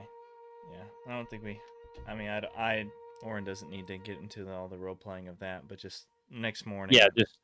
Yeah, y'all go up basically. I mean, you're pretty tired from the fight, so wow. Yeah, I yeah. wanted to get Okay. in Kind of bed. hold my ring up, and I'm showing everybody what I got. Check it out! I got this really cool ring. Yeah. So I mean, so we should be. Morack I'm shows you just to I'm his just room. taking like practice punches before bed. Yeah. So he takes you up to his room, and he's able to scrounge up just a little bit of food, and he brings it up to you. Y'all eat, go to bed. You practice your jabs. Coin is shining his new ring. Y'all go to bed, wake up, Riding and you popcorn. guys are wanting to kind of take off at not at first light, but pretty early in the morning. And second light. so whenever you guys get up and go on your way out, you don't see anybody stirring. You can pretty much guess that everybody is super tired and just wants to sleep in their what's left of their homes or beds or anything better than the cave. So there's nobody out to greet you. On your way out, you see Morack just kind of like sweeping up. He's sort of cleaned up the place a little bit. He just kind of like gives you all a nod as you walk past out the door, and you guys make your way out and towards the gates, and you press on to Waterdeep. Yep. Do we see anybody in the guard shack? Oh yeah, you see Dimitri up there. He's just kind of didn't like even sleep. no, you He's see a him. He's kind of like creeper. stretching. You can tell like one of the other seven snakes or whatever is coming out of the guard tower. So you can tell they just like traded shifts. and he's like stretching like he just woke up, and you see him yawning, and he sees you guys, and he's just like Dimitri, come with kind of us. lazily waves. He's just like, I think, Dimitri, the giants are coming back. well, at least I got the rest of the snakes here. They'll help out. I don't remember his voice, so this Yeah, I is was You only gonna have say. 5. Recall. that's close enough. Yeah. I think But he's just like borderline like- New Zealand. You can tell he was pretty loyal to the snakes, so there's not really going to be any dissuading him. But he just kind of gives you a hearty farewell. He gives you a big wave, and he's just like, I won't forget y'all. Don't go and die. And then I just Same walk for you. away. Yeah. And as we're I love that boy. Why You would just hear he come with You hear me? him as you guys walk away. He's just like, same to you. yeah, and as we leave, Orin's gonna be like, "Watch out for an animated sword in Lady Velrosa's room." Oh, Don't ask me how I know that, but just keep an eye out. And Who are you saying that to? Morack. Oh, to Morack. He's Yeah. like, oh, yeah, I'm the one that installed that thing. It's Okay, doozy. all right, you know about it. All right, we'll see you then. He's like, "Hey, safe travels." Yeah, and head on out.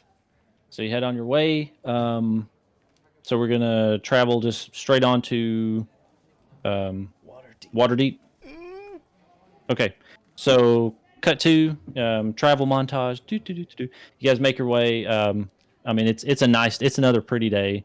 Nothing on the roads. You don't encounter anything. And again, you could almost see Waterdeep from Nightstone. So it's like it's not far away. It's in the distance, but it's not like super far away. But you guys approach Nightstone or approach Waterdeep. Which, hang on, I actually have a page for this. Okay. And I'm gonna I actually have a sound set and for I'm gonna Waterdeep. stop. Oh, that's not right. I'm gonna stop the lads and have a little heart to heart with them before we get too close. Okay. Hang on here a second. While you're working on that, I can do that. There you go. So you guys are coming from the south towards Waterdeep. You're kind of along the coast now a little bit as you're approaching, and you come up from the south. You guys are making your way up. So coast on your left, to the west, to the north, just up ahead, kind of emerges from the coast almost. You can also see Mount Waterdeep in the distance as well, and some of the castle and stuff. But you guys are on your way up. Yeah. What would we know anything about Waterdeep itself? I would know an awful lot. Yeah. Yeah. So Would you Orin be giving knows- us the 10-sit tour as we're walking? Brady, can I roll on how impressed I am by this city? sure, roll an impressed check. You were found as an orphan in the woods. 17. Should I just add 2 to it? Yeah. So 19. Wow. You are very Look at impressed. this place. What's your impressed modifier? So like Yeah, what's my impressed I'm modifier? coming from a very secluded monastery that's very modest and not a whole lot going on with it. This to you is like Biggest thing you've ever seen. a whole new world, like right in front of you, carpet ride and all. And Don't close your like eyes. you're John. very impressed. Like the walls are, good high walls. I was really hoping I was gonna get like a nat 1 for some reason. Just like, meh, Eh. bunch of bricks. But yeah, so you guys are making your way up from the south on the south road to the south gate, or you can either, I'll defer to Orin, I guess. You can either take the south road up to the south gate, or you can go just a little bit more north and go in the river gate, Right to the trades which is board. goes straight into the trades ward. So Yeah. Ooh. Orin, this is a big place. It is. It's It huge. it's That's like way more than 5 people. And you know everyone here? not everyone. No. I know some people. And I've seen a lot of it. How many people live here? 10? I can't remember what the population of Waterdeep is, but it's you're not wrong. more than 10. Yes, 10 Take people. your Yeah, off it's, so you it's can count over higher. 10,000-ish. Like Yeah. there's not really a super good census, but like 10,000-ish. That's a lot more than 5. So, Do you have real quick? Do we have any bustling city Syrinscape type It's soundscape? playing. It You is. hear it? is it- Oh, It sounds like we're in a kind of- market and there's like yeah. a kid in the background. So, Oren would I'm suggest. just trying to suggest- buy fresh fish. Okay. Yeah, Oren would. So I can make it more yeah. possible. No, go ahead. I was gonna say what were you gonna say, Oren? Yeah, Oren would say, okay, so the Southern Ward, it's pretty, I guess, a pretty common part of the city when compared to others. But if we're trying to get to this place in the Trades Ward, we could take the River Gate and just get to our destination much faster. And he kind of looks around and sighs and says, also the fact that I don't know if I'm wanted for a crime it might be best to get to our destination as fast as possible. I knew it. Oh, You got the no. red sleeve on still. No. I knew it. This is not So- canon. This is from different things, but It's from I knew it. different campaign. But yeah, so Same song and dance. Why do we keep coming back to this place? listen, it was it was an accident. And I can explain more later, but for plausible deniability, as much as I can give you guys, I would rather not explain. At this Oren, just time. turn into a goblin. Yeah, so Thank I will probably alter my appearance, but I can also probably get us to our destination easiest without getting noticed. So hopefully we can avoid any encounters with the city watch and that sort of thing. So I'd suggest we go to the River Gate. The Okay. River Gate. Oh gosh. Oh, my look roll at that. 20 just That's updated. awesome. Yeah, you might need to zoom out a little bit, but There we go. down near the south there Yeah, I see. is yeah, and Ooh. you remember Look at that pixelation. yeah, that was the best I could do. You remember Morack said that place was around Virgin Square. Correct. So just to help you navigate, but you were pretty sure you remembered where the bowels of the earth were, because I mean, Yeah, or at least I You're- could tell where Virgin Square was and be able. yeah, you would know that's a pretty well known landmark, so you could definitely like, all right, I know where we're going. Okay, so as we get close, be like, I'll just try to start the talking and coin if things go wrong. I'm gonna push you in front and let it go. If you want to You're just take like- over, You're just like, guys, just fly casual. it's like, I don't know, fly casual. So Oren is going to disguise self and is going to make himself look almost exactly like he looks right now, except for big scar across his face and red, short red, or I guess red hair, same length, popping his hood up, and red facial hair. So very different from his normal jet black. So what should we call you while we're in this town? If people know that you're a Nero. bad, should we just say your name backwards? Just what was that? No. Naro? Naruto. Nero. Yeah. Just guess, Call me Snakebat. Yeah. Call me. Call me No. Snakebat. No. I'm gonna forget that. Gosh, What a forgettable name. I don't- already don't know who that is. I don't know. Just call me Murphy. My last name. And And people won't pick up on that. no, I mean, because you would just call me Oren otherwise. Okay. I know how wanted you So- were. Like how everybody Or- calls I me Brady. don't know how wanted I am either. Okay. Mm. I may not even be wanted, but I We just want need you. to find It's out okay. first. Okay, so you guys are walking up. So you've disguised yourself. You're walking up to the river gate, like Yeah. the actual gate there. So as you're walking up, like there's not a whole ton of people like coming in and out of the gate itself, but Mhm. like as you got closer to the city, you started passing more and more people that were either coming out or you passed people on their way into the city, and you see people coming in and out of the gate, and you see the guards kind of like stopping people and talking to them and stuff.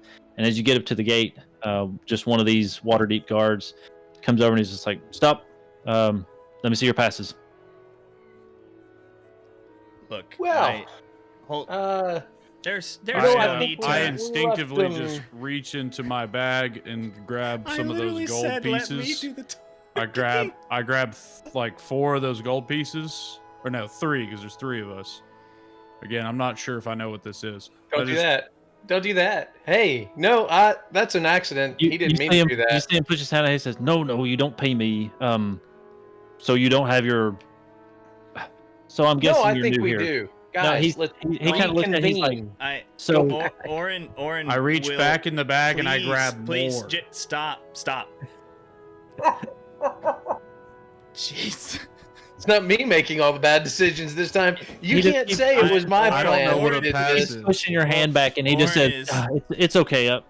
There's just been a lot of people today, so clearly you're new here." I'm just gonna give me one speak in second. Dwarvish. I don't know what a pass is.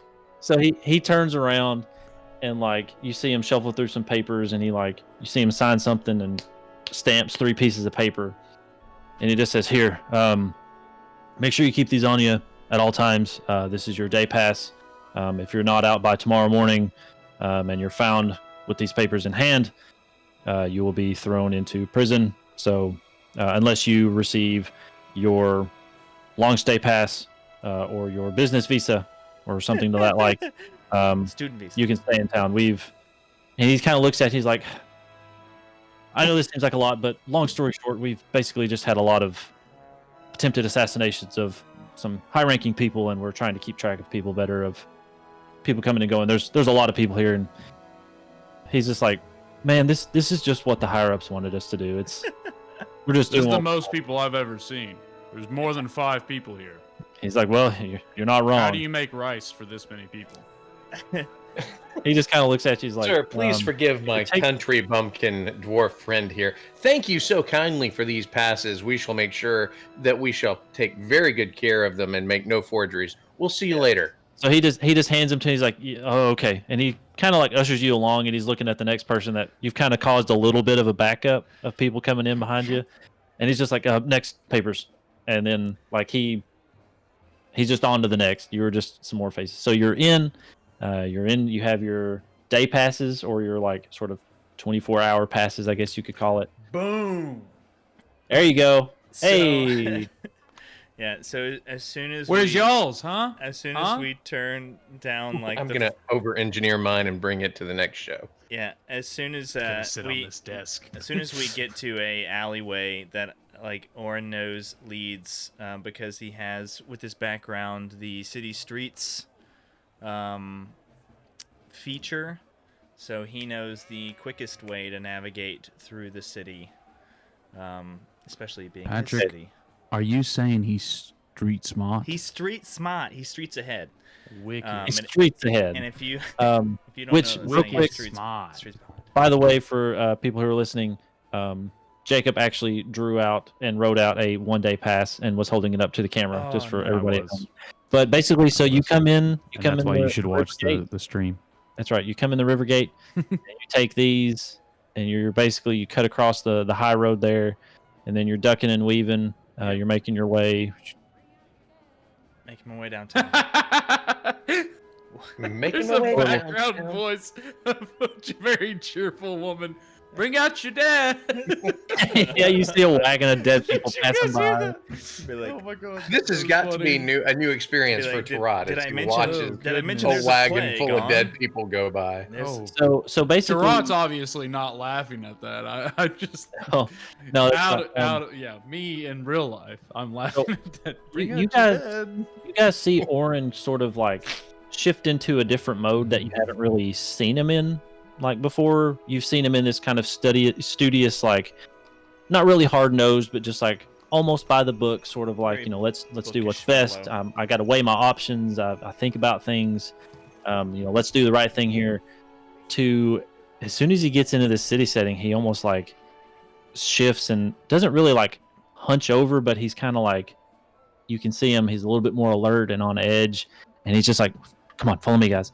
And he darts down that alley to the right, and he's just kind of making his way, just weaving effortlessly in and out of people, just making his way along this path that I laid out here. But basically, long story short, you guys duck and weave through the alleys. You guys cross the high road real quick into this other little alley in these burrows, and cut across the high road yet again, and then shoot straight into Virgin Square.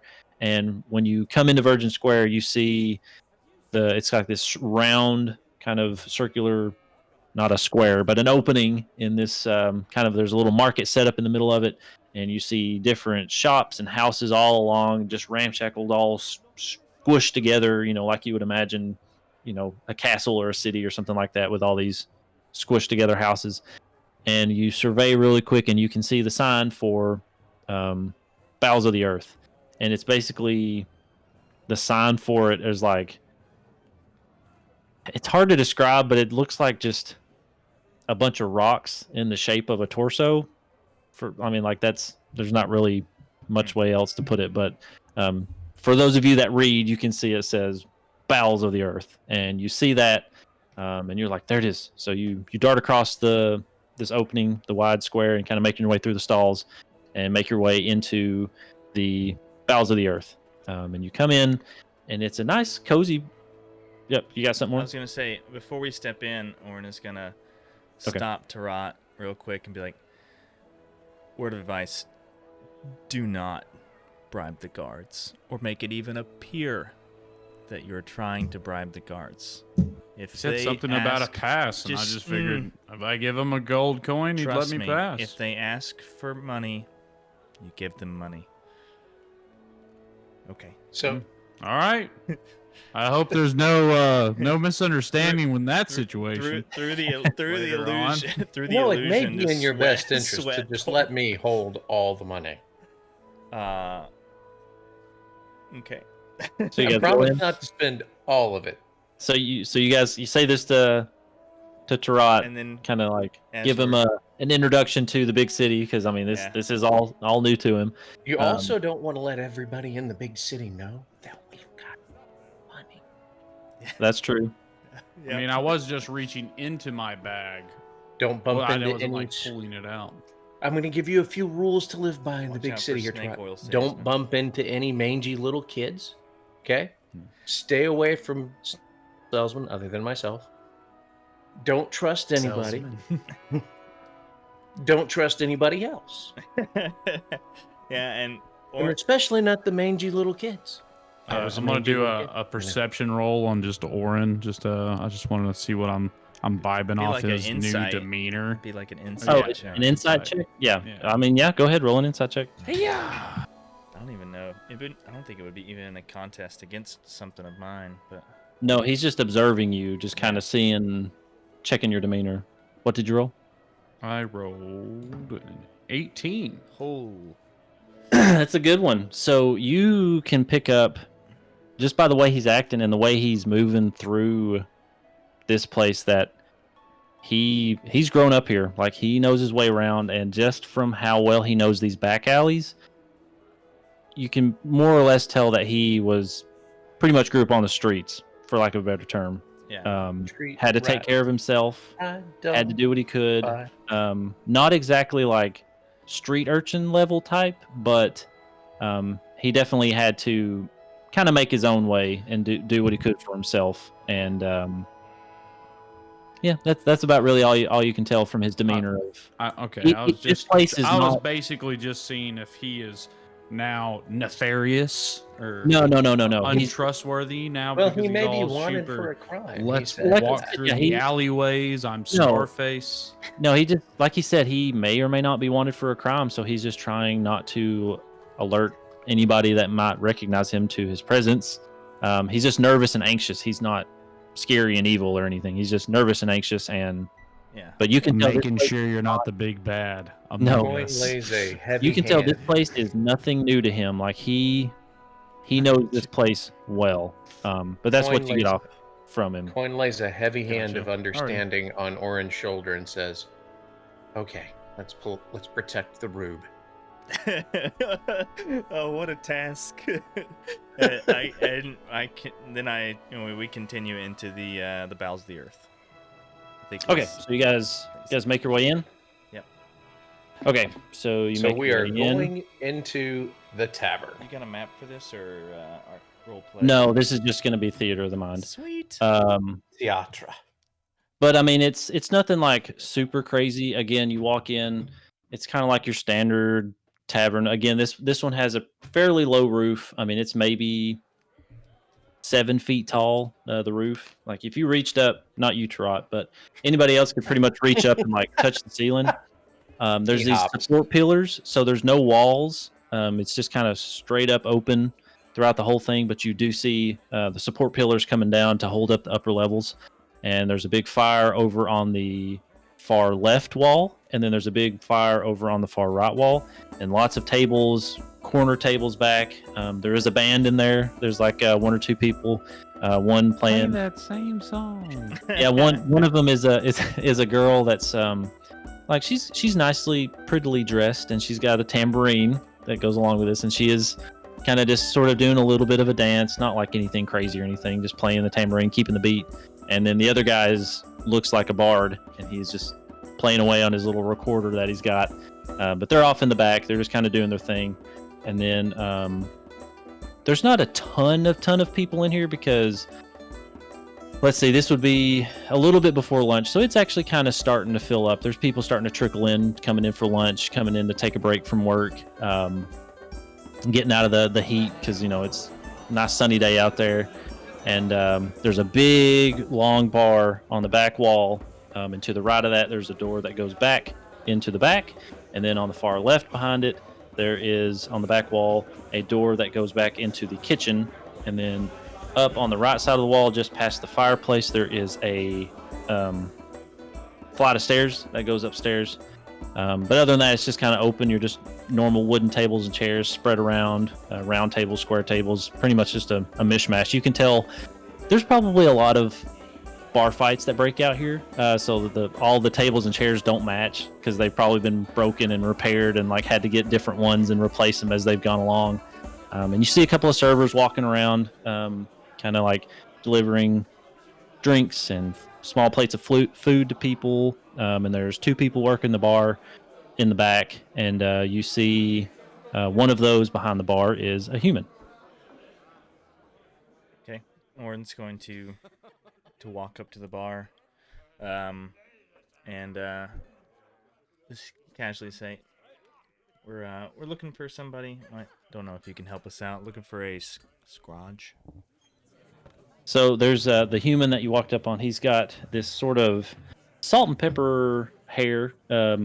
It's mostly salt and pepper. There's still some good streaks of like dark hair in it, but it's a little bit longer, a little bit scraggly, and he's got enough hair in his front that's kind of hanging over one eye. And you see him, he's just like wiping the bar down and trying to like rearrange stuff behind. And whenever you say the name Scrooge, he like stops and he looks up and he goes, "Whoa, hadn't heard that name in a while." And then whenever he says that, you see him kind of like brush his hair off the side of his face. He's got a big scar that goes across his eye and kind of down to the corner of his lip, and his eye is like snowy and whited over. And he's just like, "Come down to the end of the bar." And he just kind of like walks, not like scared or nervous or anything, but he's just kind of like, looking around, see if anybody heard. And he walks down to the end, so he says, "What does Morack need now?" So would I take it by your tone that you are one Scrooge? McDuck. Yeah. I'm just kidding. No. No, he's just like, I'm Scrooge. Okay. Does the name Miros Zelbrand ring a bell? He's from the town that Morack lives in now, right? Yeah, that's true. He said he lives somewhere near Waterdeep, maybe on the outskirts or within the city somewhere. You know where he's at now? Give me just a second. He kind of walks back down the bar, and you see him like, Lyris. He kind of waves one of the waitresses over, and she comes over, and she's like, yeah. Well, what do you need? he's like, you remember me talking about Miros? You know, he came here a while back, a couple of years. Do you remember where he said he was going? She was like, I think he said something about going up to the Golden Fields. Yeah, I think that's where he said he was going, up in the Golden Fields. He's like, And just to clarify, Miros is the one whose father died, right? Right. right, Miros is the son, and his father died. Right. The okay. wee lad. Yes. Yeah. So Good he's just thing like, I thought for a moment that I was going to tell Scrooge that his father died. I think Well, you- your dad's I dead. think I'll you see you should. later. Father's Thanks for been that dead information. for 20 Still. years. You should just grab his hand. I and think be that like, ship has sailed. Listen, Scrooge. I'm I know so- we've just met, but your father is dead. Your father So he, has passed tragically. He was turned into peanut butter by a rock that fell from the And sky. this poor, All right, high five. this See you poor later. Man just runs out into the streets. he's just like, my dad went out for pipe tobacco 20 years ago and never came back. No, I'm just kidding. But no, he comes back and he's like, yeah, that's now that she mentions that, I do remember that. He said he wanted to go work in the Golden Fields, which is, I don't know how familiar you are with the area, but it's a Is little that bit where north. they pull potatoes out of the ground, but they're actually gold nuggets? You got the first half right. It is one of the big granaries and kind of gardening, farming areas. It's a little bit north of here. It's basically feeds the whole area, really. I mean, that's where Waterdeep gets almost all of its foodstuffs, and anything that can be grown, they grow it there, and that's where we get. I mean, shoot, I get most of my food from there. That so are like, grain and everything. so like the That's where they do all the menial hard labor. I mean, farming's not menial. It's a hard day's work. So is it like the citizens of the field ward to the north might work there, or is it further north than that? No, it's actually outside of. Okay. From your knowledge, you know that it is outside, but not very far out. It's like, it is kind of like its own ward, but it's not inside of Waterdeep. Right. It's a little bit more north, Gotcha. just a little bit north, like not even a couple hours journey from here. Okay. So, but he's like, yeah, if I mean, it is a pretty big place, but everybody up there that works there kind of knows each other because, I mean, it's a tight knit place up there. Everybody's working hard. They work together. So I'm sure if you go up there, you could probably find, if you asked Okay. around. What about around here? Where would be a good place to turn a quick coin? I mean, I have some provisions, food and stuff, and I also have somewhat gear that you would need if you were going to hit the road. Have some simple weapons, almost anything you would need. Nothing too specific and not a large variety, but I do Well, we trade can and sell. talk shopping later. I'm talking more along the lines of finding a way to make a quick buck that maybe other people aren't interested in. I don't know what you mean. I'm going to spell it out for you. Where do people make illicit money in this town? Oh, sorry. It's been a long day. You would probably. I mean, there's tons of places around Waterdeep. This place is huge, and there's corruption everywhere. But somewhere around here would probably be the tavern called Underdark. Ooh, the tavern called Underdark. Mm. I like it. I like it already. Yeah, he's like, it's a little bit north of here. It's just outside City of the Dead, but I'm not really sure. I've just heard stories of it, but it's somewhere near one of the gates up there. And I hook my thumbs into my gigantic belt buckle with the picture of Joaquin on the front of it. And I go, and where would a cleric of Joaquin go to ply his trade? What temples hereabouts are there? Let's see, at least. And again, I'm not too familiar with the whole city, mostly just the trade city, or the trade area, but there's the Plinth somewhere around here. It's an All Faiths temple, but it Good kind of enough. suffered a little bit of devastation back during the spell plague, but that was a while back. It's kind of being worked on, people sometimes still go there. It's not a whole big thing, but Do you have what's called dinner rolls? you're standing really, really close to him, like leaning across the Jesus. bar, like almost in his face, and he didn't see you because he was like talking to them. He's like, yeah, I mean, I sell dinner rolls. I would like your finest dinner rolls in an ale, please. And he's kind of backing away. Yeah, he's backing away. He's like, I can get you some. Just give me a second. Then he's like, there's the Temple of Finder Wyvernspurn. But Nope, not going there. Sounds gross. I'm just breathing, still very close. Mouth watering. then there's the Zor Star. It's a guild hall and has a chapel dedicated to the Nier. But that's around here. That's really about it. There, you might find some shrines that people have thrown up, but here and there. But there's nothing. That's really about here in the trade ward. And again, I can't really help you outside of that because I'm so busy. I hardly ever get to leave this inn. As I say, Orin would probably know there aren't any temples specifically, singularly to Joaquin in Waterdeep, but that there are tons of guilds. The plinth that he was talking about is probably where I was wanting to go stock up on potions, adventuring gear, and probably do some stuff. After we've spent the night, I'd probably like to go on a shopping montage. Shopping montage! Okay. So Orin, do you tell Coin that about do you relay that to him about the temples and stuff? Yeah. What you just told us? Yeah, I wasn't sure if that was in or out of character. That's Yeah. the only thing I'm asking. So, like I said, Orin's gonna steer our party where it needs to go.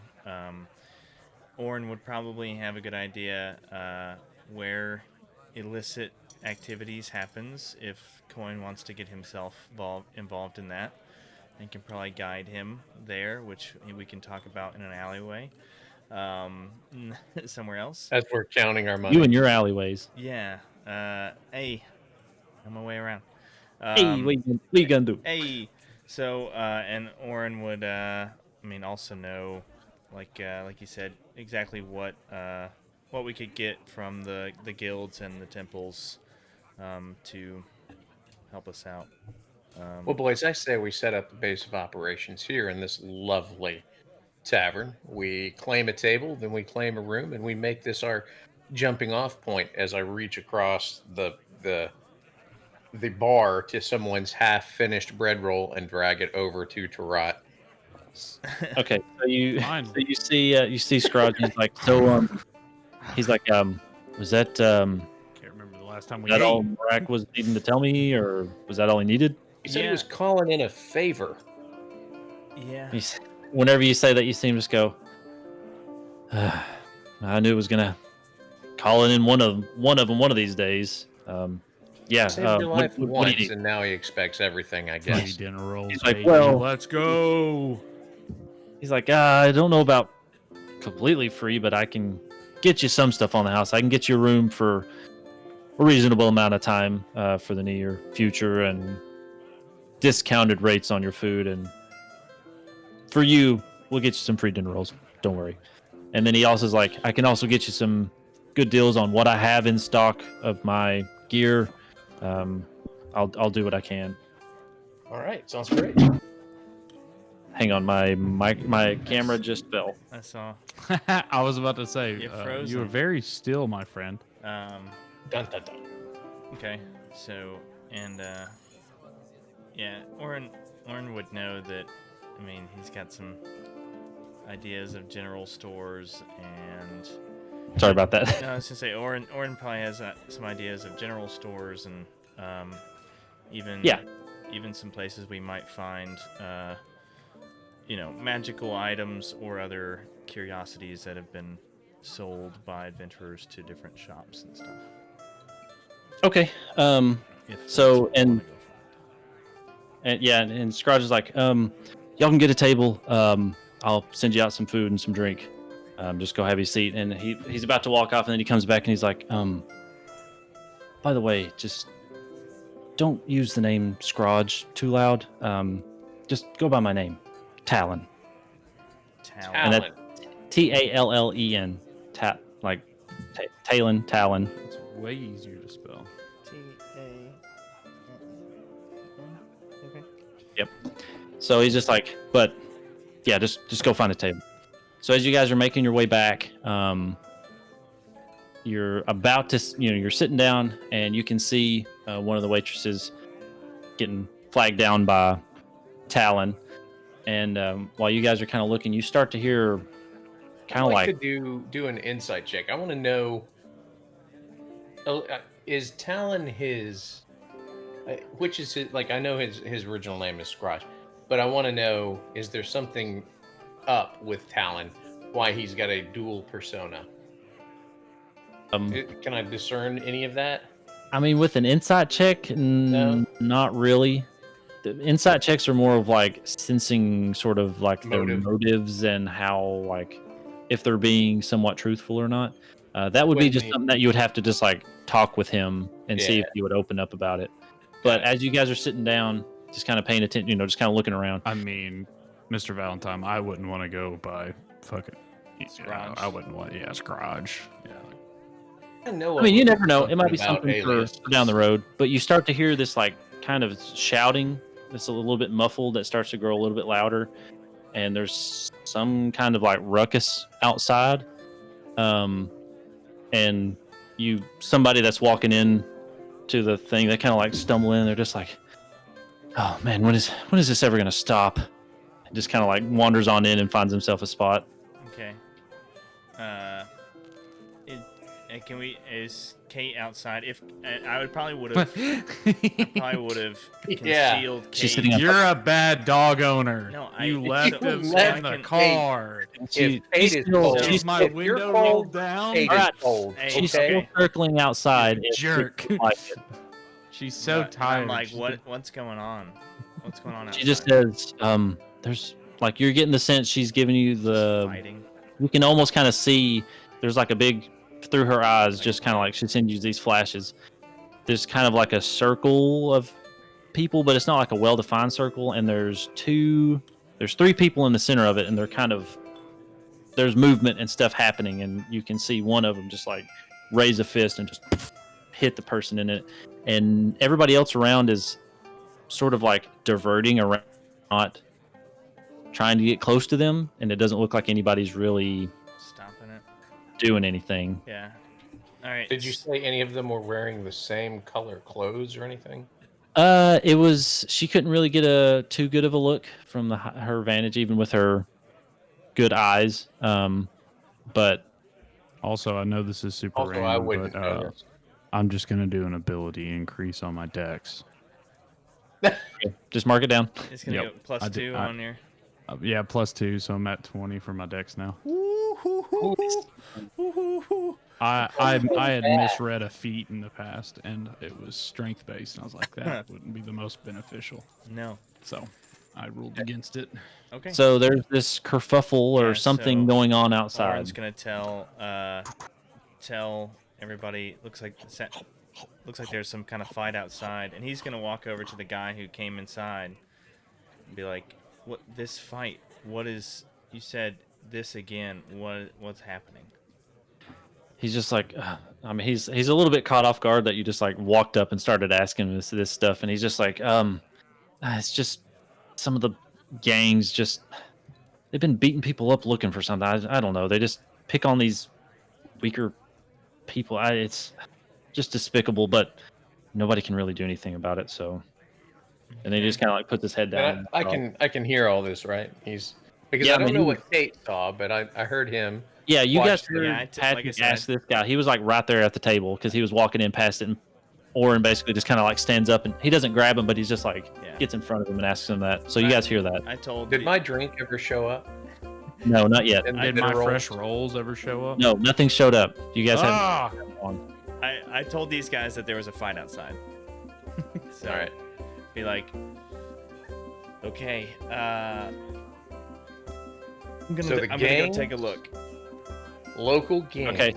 So, right, Scarface. Oren I'm goes up to the door. gonna follow suit. Would I have any familiarity with like this activity going on the last time I was in town, which would be like a couple months ago? It's the new craze the kids are calling Fight Club. No, you knew of like gangs just sort of beating people up and like, you know, not much anybody could do about it because they're gangs and, you know, crime lords and stuff. But you're not aware of like, it wasn't very regular. That was just more to like make a point every now and again of like beating somebody up in public. But this guy is making it sound like it's fairly They're seeking information regular on now. something. Okay. So I'm gonna lean over to him and I'm gonna go, all right, Oren, now's the time. You need to tell us the lay of the land. If we go out here and get involved in this, how deep are we gonna get drugged? I don't know. I mean, there's gangs in town, but I don't know. I mean, why they would be fighting regularly. And is there any windows out front that like Oren can like, as he's like kind of giving him an idea, like kind of peek through? Or is it all just so? No, but you can see through the door. Yeah. You can see the sort of Saloon space doors. of people. No, it's just an open, just an open door. Like the door pretty much stays open because of the, you know, the fire, and it's a good temperature and it just lets air, so the air doesn't get stale. So the door is open, and you can see through it. And just past the door frame, not quite in the center of the round open area out there in this courtyard area, before the stalls that are in there in the center, the sort of makeshift walk area that people use for passage around the outside of the market stall things. There you can see the people diverting around. They're just walking around like It's almost like water flowing around a stone. Like they're avoiding it and not basically trying to not pay it any attention. And as far I as walk over to can- Talon and I go, Talon, do you pay protection to any of these gangs?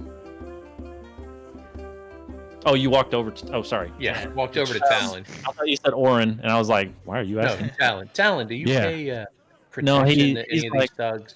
He's like, I mean, I've paid my dues. They leave me alone. Okay, that's all I needed to hear. And I burst through the front door and walk outside. Okay. Do you guys follow him? I say Why not? Oren is I'm eating stale bread though. Yeah. I don't have my axe in hand. I'm Is- just looking after him. Gonna stay on the outskirts of this fight and try to observe, see if I see anyone I know. Just get as much of an idea of what the classic situation is. Scarface, not Okay, getting so- in the mix. So you skirt your way around, and then Coin, you just kind of, you don't burst into the center of this open ring, but you make your way towards Right. it. Yeah, right to the edge of it. And Taras is No, kind of trailing behind you, just like, well, they're going, so I'll just go with them. Eating stale Yeah. bread. Just eating stale bread. So as you walk up, you can see that there's one kind of a younger boy, like pretty much curled up in the fetal position, laying on the ground, and he's got some like a robe on that looks somewhat uniform in the manner. And you see these other two kind of like bigger kids. They don't look too much older than him, but maybe like 17 or 18, just wailing and kicking on this kid. And one of them like rears back to hit this kid, and his sleeve kind of rolls up, and Coin can see on his arm this tattoo of, it's an apple with a dagger in it. Oh, crap. And he raises up, and then he continues going to beating this kid. Oh, crap. Okay. So And this kid's not, I mean, he's just basically just, you can hear him sobbing and just being like, stop, please stop, just like yelling and just taking the beating. Okay. I'm 100% in on this. I hope you guys got my back. I'm about to make a mistake. I turn around and I look at the guys and I go, this isn't going to end well. Well, And- Scarface went that way, so I'm just I like, cast- huh? I cast thaumaturgy. Okay. Just make sure you're speaking a little bit more into your mic as you lean forward. Thaumaturgy. Yeah. I Yeah, cast you're actually thaumaturgy. talking to the part that doesn't have the little like peak protector. That way it's more So, realistic. so No, you cast thaumaturgy, and like, what do you use it to amplify your voice? Do you use it to? So I'm gonna. So the way it works is I can cast it up to 3 times. Mhm. Thaumaturgy is a cantrip. On the way out, as I exit the doors, the ground shakes. There's a slight rumbling. The second effect is going to be the doors that are unlocked and the windows that are unlocked fly open all up and down the street around me for a 30-foot radius. Okay. And I'm going to amplify my voice, and I'm going to walk out, and I'm going to shout, "He's paid his dues. The kid is mine. Leave." And I'm going to try to intimidate those kids into stopping and leaving. Can I react and pull out my my little hand axe? Let's see how his intimidation check goes first, and I will give you. Oh, I mean that's pretty intimidating. So I mean, I would say take a +7 to this roll, because I mean that's all right. So to me, if that happened, if the ground shook and all the shutters close to me, like around me, went open, and this booming voice echoes across the courtyard, like Yeah, now the bad thing is going to be the follow up of the sales pitch. Now, The sales on pitch. your way. no. Like, I see you, Appleberries. I know what you're doing. Get out of here. And I roll. Appleberries. That is a 17. You said +7. yeah, that's good enough. You see them like immediately just like freeze in their tracks, and they turn around +4. and they see you saying this, and whenever they turn around and see you say, "I see you, Appleberries, get out of here," they just kind of like, man, and they're just like, "Let's get out of here," and they just like take off running, and they push their way through the crowd, and they just like disappear into the crowd. Because this whole time, like while they were getting beat up, you noticed, Oren, the people were kind of doing that thing where, like, you know how sometimes you see like a couple arguing in public, and like you want to look, but like You're you side-eyeing it. like, yeah, you're just like, what's going on? Train wreck, man. And you don't want to get involved. Like, that's basically what everybody was doing. They saw it happening, but they knew there was nothing they could do. I reached down to the kid, and with one of my 3 times of healing from my ring of regeneration, I cast regeneration or healing on the kid, as I'm talking to him. "Hey, buddy, come on, get up. You're okay now. They're gone, but you're gonna have to find some place to go." He's just like, he's laying there, and he's just like, he's a little bit dazed. And He got submerged. yeah, I mean he's been thwomped pretty good, and you see him kind of start to like come to, and his lips bleeding a little bit, and like you can already see his eyes pretty red. His robes are pretty beat up and tattered and dusty, and at this point, Oren, are you coming over to? Yeah. So He got 9 points of healing. Okay, and then and I should also say, after they left, the crowd just kind of started going back to normal, and like this space is kind of closed around, and now they're just giving you enough, like 5 feet on each side, just to sort of like, oh, that sucks, don't want to, and just giving you space kind of out of like respect, because you sort of did just like save this kid, kind of, but yeah. everybody's giving you enough berth, but the crowd is kind of closed back in, and you're not like so exposed. Yeah, so I'm taking a look at this kid, what he's wearing. I mean, doing my best to just kind of keep an eye. Like, I watched where the 2 bullies walked off to, and I'm gonna offer him my half-eaten stale bread. Okay, so he's kind of waking up. He, like I said, he's coming to, and he's just like, and you said that you healed him with the Yeah, 9 points. Yeah. Okay, so he kind of like, you see him like he kind of straightens up a little bit. The cut that was on his lip sort of like seals back together just a little bit, and it stops bleeding, and the redness kind of dulls from his face a little bit, and then Starts Oren, feeling too good, and just lips start closing. So Oren, as you're walking up, you notice these robes, and they're actually robes of the Watchful Order of Magists and Protectors. yeah. Mages And so you- sorcerers, Yeah, like you recognize it. yeah. And then you start hitting the kid. Oh no, you don't. Yeah. No. These Coin sees the appleberry. The No. But yeah, he. So It's you kind you, of a you just see and notice that like y'all don't know what that is, but yeah. you recognize that. I'm So what was it? Somebody said to him? Did somebody say something to him? Oh, I'm gonna offer him my half-eaten stale bread, Okay, he kind of looks which up. And it's he's slightly moistened because I was just chewing on it during that. Yeah, entire and he I'd takes like his to hand. usher him back into the tavern, sit him at the table with us, motion to the wench for more bread rolls. And Okay, well you guys are still outside, and yeah. you ask him. Yeah, What was on, it you boy. asked Orange, let's originally? go in. Orin's gonna dust him off as we're walking him in, and say, "What are you, a apprentice at the Arcane Academy? Like, what are these guys doing? Why are they beating you up?" So you guys are walking back, and he kind of like Have some Let's- stale bread. Let's not have the he conversation. kind of outside. pushes the bread away. He's like, I'm not hungry. If you didn't see, I just kind of I slip it into his pocket. beat up. Okay.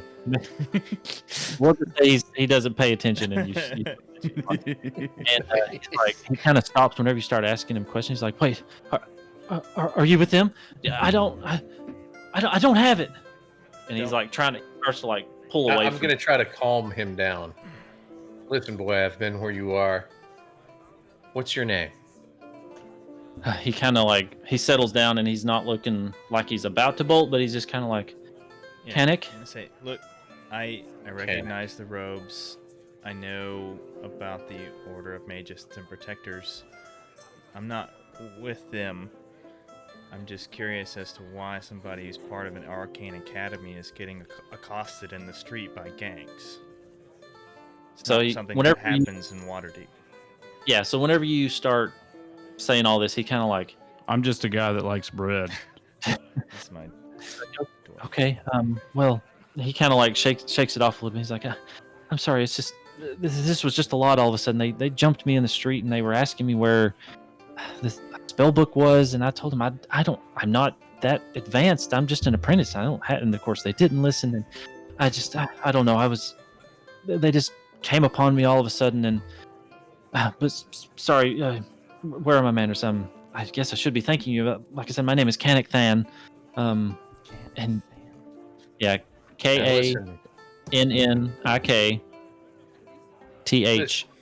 KANNIKTHANN, and he's like, I'm sorry. Thank you so much for helping me. young Than, Do you guys have a place to stay? we're staying here at the tavern. But young Than, I think you should tell us first. Who are you working for? Why do they seek you out specifically? The Appleberries don't just target people unless there's a specific reason. I'm What- just a guy that likes bread. Literally He no just idea likes what any of this is going on. I'm gonna go over to the bar and just get my beer that I ordered like Okay. 5 Well, minutes ago. He's still outside. Like from when he stopped when you guys started like talking to him and Oh, stuff. then I'm gonna walk past him. I'm gonna go get my beer and bread. He's like he says, I mean, I don't work for anybody. Like your friend was saying, I'm with the They're a student. order of.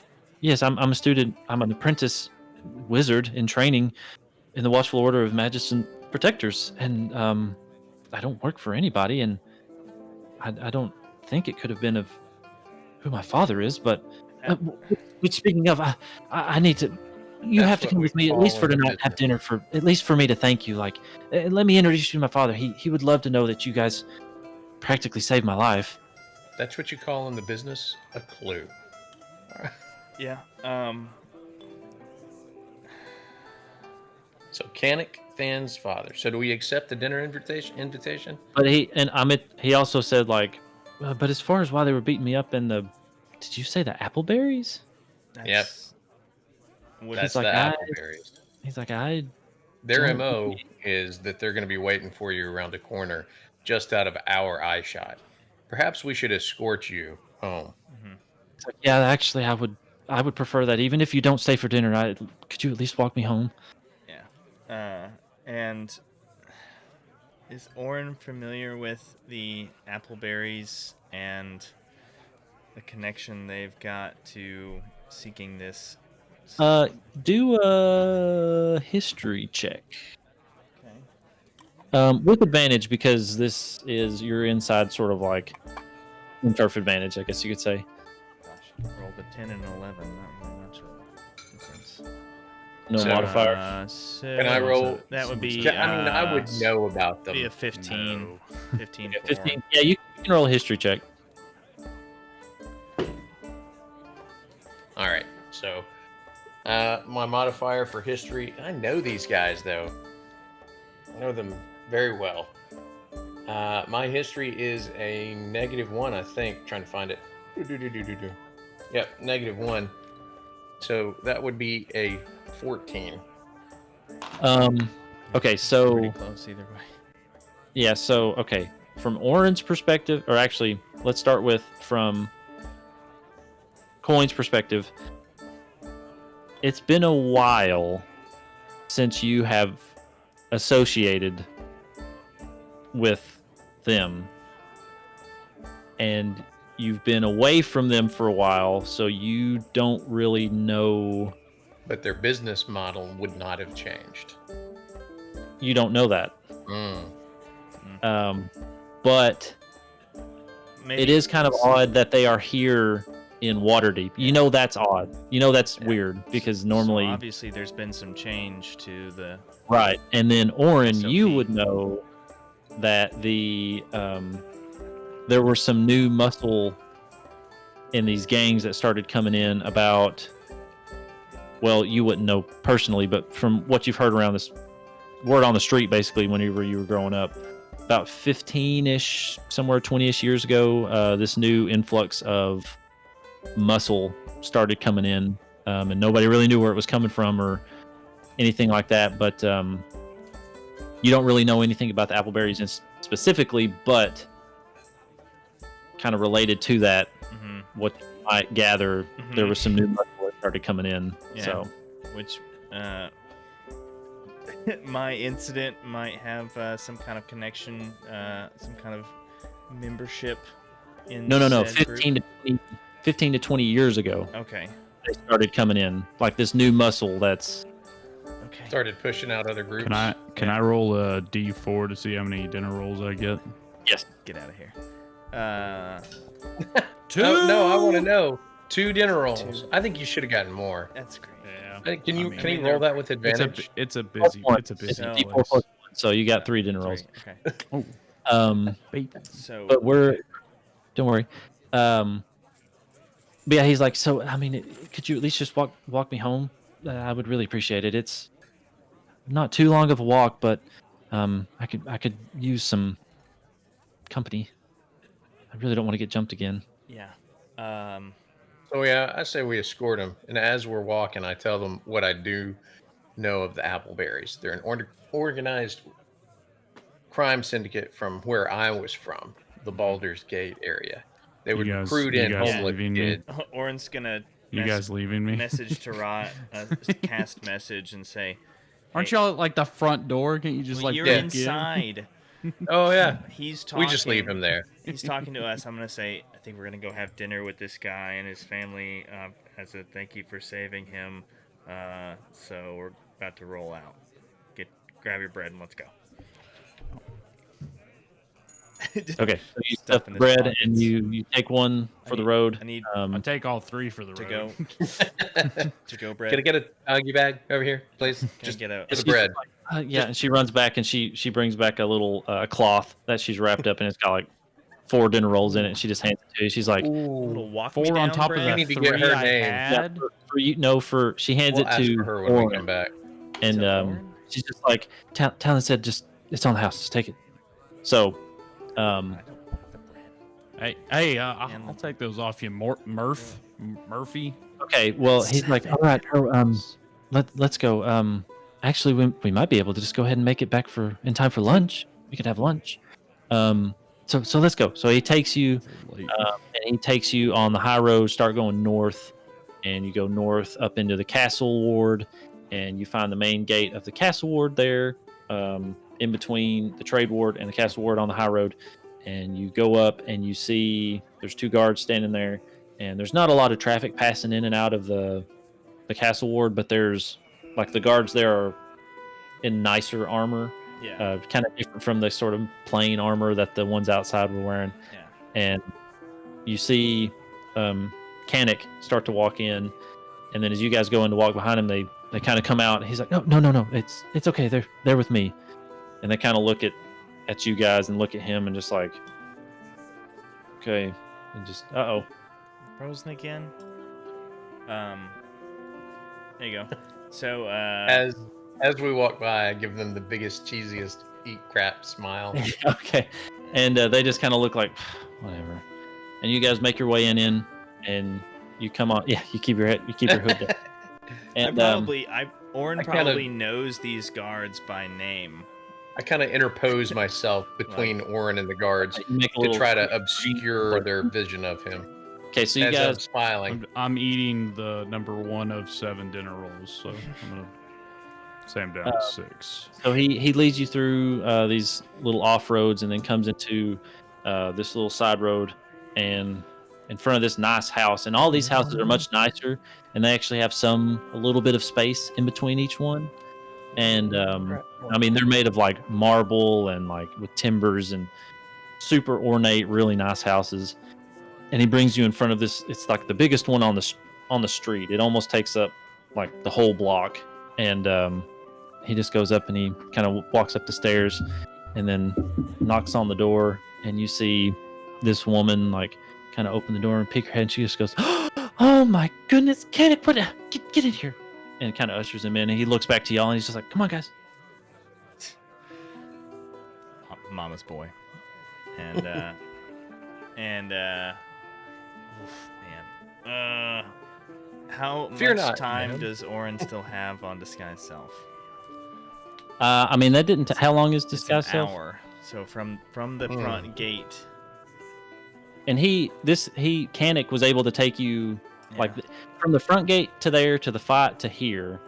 I mean, I would say it was like a total of 45 minutes. So you've got a little. I can give you a real scar. Yeah, Murph. I know. Don't just, worry. Just keeping track of my time. Whenever it gets close, Orin might dip off to use the chamber pot and recast. Okay. Please No, you're excuse good. my You've got at friend. least. Please excuse my friend Dorian Murphy. He has irritable bowel syndrome. So you've got 15 minutes left. So you're okay. Yeah. So Kanik walks in, and he's just kind of like, "Gladys, stop. I'm fine. It's okay. It's not as bad as it looks." And she's like, you're, and just kind of gets frustrated and just like throws her hands up and walks off. And you can tell she's like sort of one of the housemaids that like takes care of him, because he's about 15 years old. And she's starting to walk off, and he goes, "Hey, is Dad home?" She's like, "Yes, he just got in from one of his meetings up from at the castle. Why? What do you need?" And he's like, "I just wanted him to meet, I guess, my new friends. If we could be friends, I guess." And he kind of looks at you. I pause as I'm eating a dinner roll. He just kind of looks at y'all with like puppy dog eyes, like over his shoulder. But he's just like, just go get Dad, please." She's like, "Well, he's in his study. Just go in there. You know you don't like. He doesn't like it whenever I bother him in his study." Yeah. So he's like, "Oh," and he ushers you guys. He's like, "Come on." So you kind of go upstairs, and you turn a corner on this balcony, and you walk into this big, like, sort of like the library room in Beauty and the Beast. That big, like, open room with all the books on all the walls and stuff, and the big windows, like, ornate. You guys like walk straight across that. Is his dad like a giant, like 8-foot No. beast? Well, you don't know. You haven't met him. But you walk across that, and then there's a door with a hallway, and it splits off to the right, and then another kind of short hallway that leads into this, what you believe is the study. And he walks up and he knocks and like doesn't really even stop. He's just like, "Dad, hey!" And he opens the door, and this office is like big again, like vaulted ceilings, probably like 13 to 15 feet high ceilings in this house. And again, these walls are all lined with books. Some of these bookcases have like glass doors, like doors that have glass in it that, protect the books. Some of them have locks. You see like what you think is a safe off to the side, like a big ornate safe. Everything is just like opulent and extravagant and the finest craftsmanship. And you walk on in, and there's a big floor to ceiling window that's about 5 feet wide, goes all the way floor to ceiling. That's just streaming in the sunlight. It kind of lights up the whole thing. And just beyond where the light's pouring in, there's a big kind of burgundy wood colored desk that has all sorts of like little bits and bobs and stuff all over it. You can see one of those little like starfinder things that like navigators use on boats, like an and astrolabe or whatever. Yes, Sextant. yes. And Yeah. you see a couple of like little things, these little rocks that are just like floating on the desk over this disc. Mhm. They're just like little shards of rocks that are just like suspended, just kind of slowly bobbing and turning. More of just like a curiosity type thing. He's got a lot of cool stuff like that on his desk. And he's sitting there kind of over his desk, and he says, Kennick, what did I tell you about coming in here unannounced? He's like, I knocked, Dad. He's like, who is this that you brought with you? And he's like, these are my friends. I guess I didn't really get y'all's names. I gave you mine, but so you guys have kind of stepped in front and lined up, and he points to Tarot. He goes, this is and he puts his hand out to Tarot, like, Just crumbs in his beard. He's still eating crumbs all over his. And he's just He's like- got a bib on with a lobster on it. yeah, he's just like, what's your name? Garrot. So this is Tarot. And then he kind of like sidles over, and then he's just like, he points to coin. He's like, and you see the dad. He's just kind of like, okay. And then he goes over to coin. He's like, Okay. like, Most "This is-" esteemed sir, my name is Coin Valentine, purveyor of fine goods, merchant of the highest order, and cleric of Joaquin. It's a pleasure to make your acquaintance. We, collectively, are the Coin Valentine Adventuring Company. So whenever he does that, he's just kind of like, he was expecting a real short, I'm just like trying to a pass name. over Yeah. Dorian Murphy so he doesn't have to make an Well, announcement. he was kind of like, he was about to move on, and you kept talking. And he was just kind of like, okay, this is going on a while. Yeah. But he does that, and whenever you start saying that you're a purveyor of things, the dad just kind of like raises an eyebrow and gives kind of a look, kind of like, and then he scoots on over and he goes, and this is And Story of a girl. and Orin grabs the duster, his duster cloak, and pulls it tight where it makes sure to cover his spell book strapped underneath his jacket, and says, "It's Murphy, amateur arcanist." okay. Out of deception. Roll Oh, he was honest. first roll. Everybody roll a perception check. Okay. Percepzione. Oh, natural 20. Sorry, it was close to the mic. Very nice. You don't need a modifier. I got. okay. I But got, what did you roll? Mine's a 23. Okay, Trot. 19. Nice. Okay, I so thought I did uh, good, but whatever. Rolling high, no, like yeah, boys. you pretty much all notice We're like whenever. a wisdom-based party. And what was it you said your name was, Patrick? Murphy, and I'm an Friends call me Murph. I'm Did you a say a first name? Did you say no. Mervin. I said Murphy. I didn't say Orin. I'm a amateur arcanist. Okay.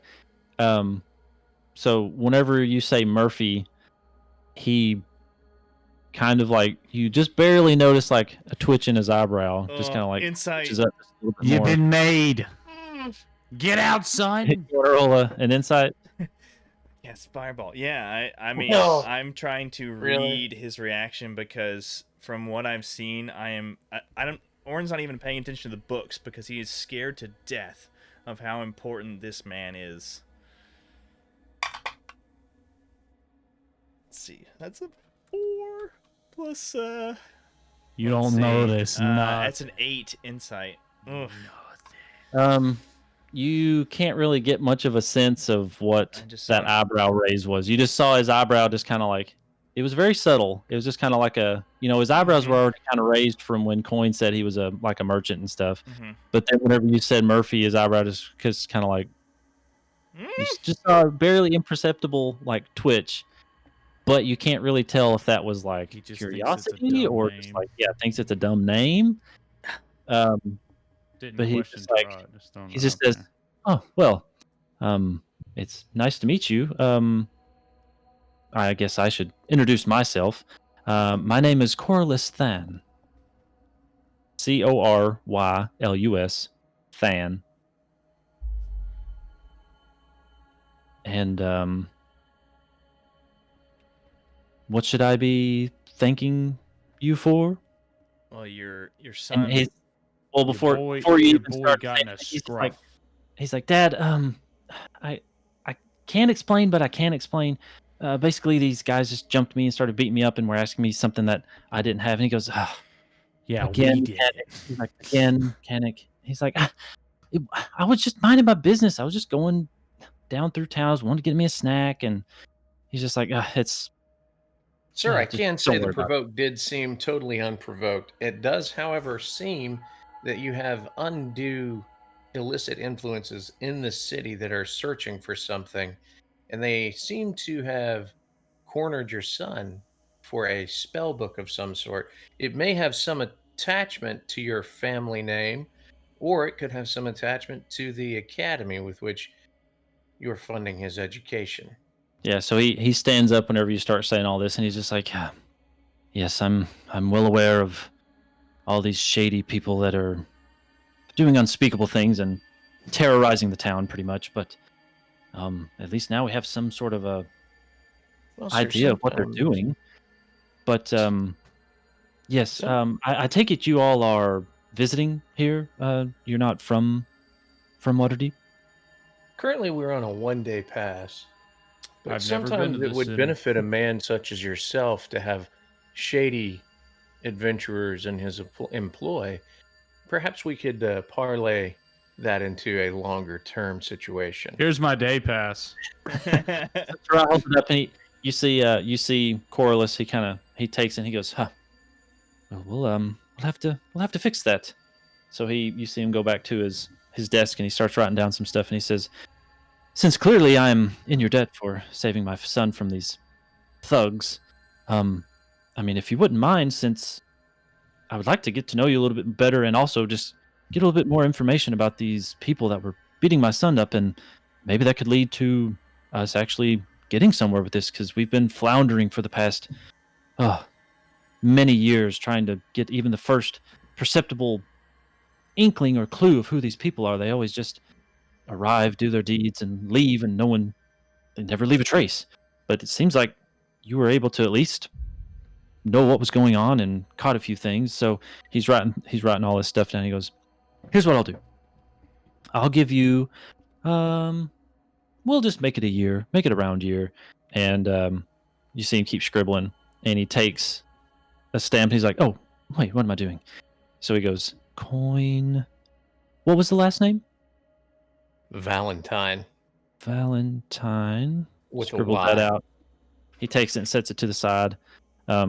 Takes out a stamp and stamps it, and then takes the other one. He said, "Tarot, what was your last Sir, name?" if you wouldn't mind, make it out to the Axton. Coin Valentine Adventuring Company and its employees, thereby avoiding any unnecessary scrutiny into the identities of its employees.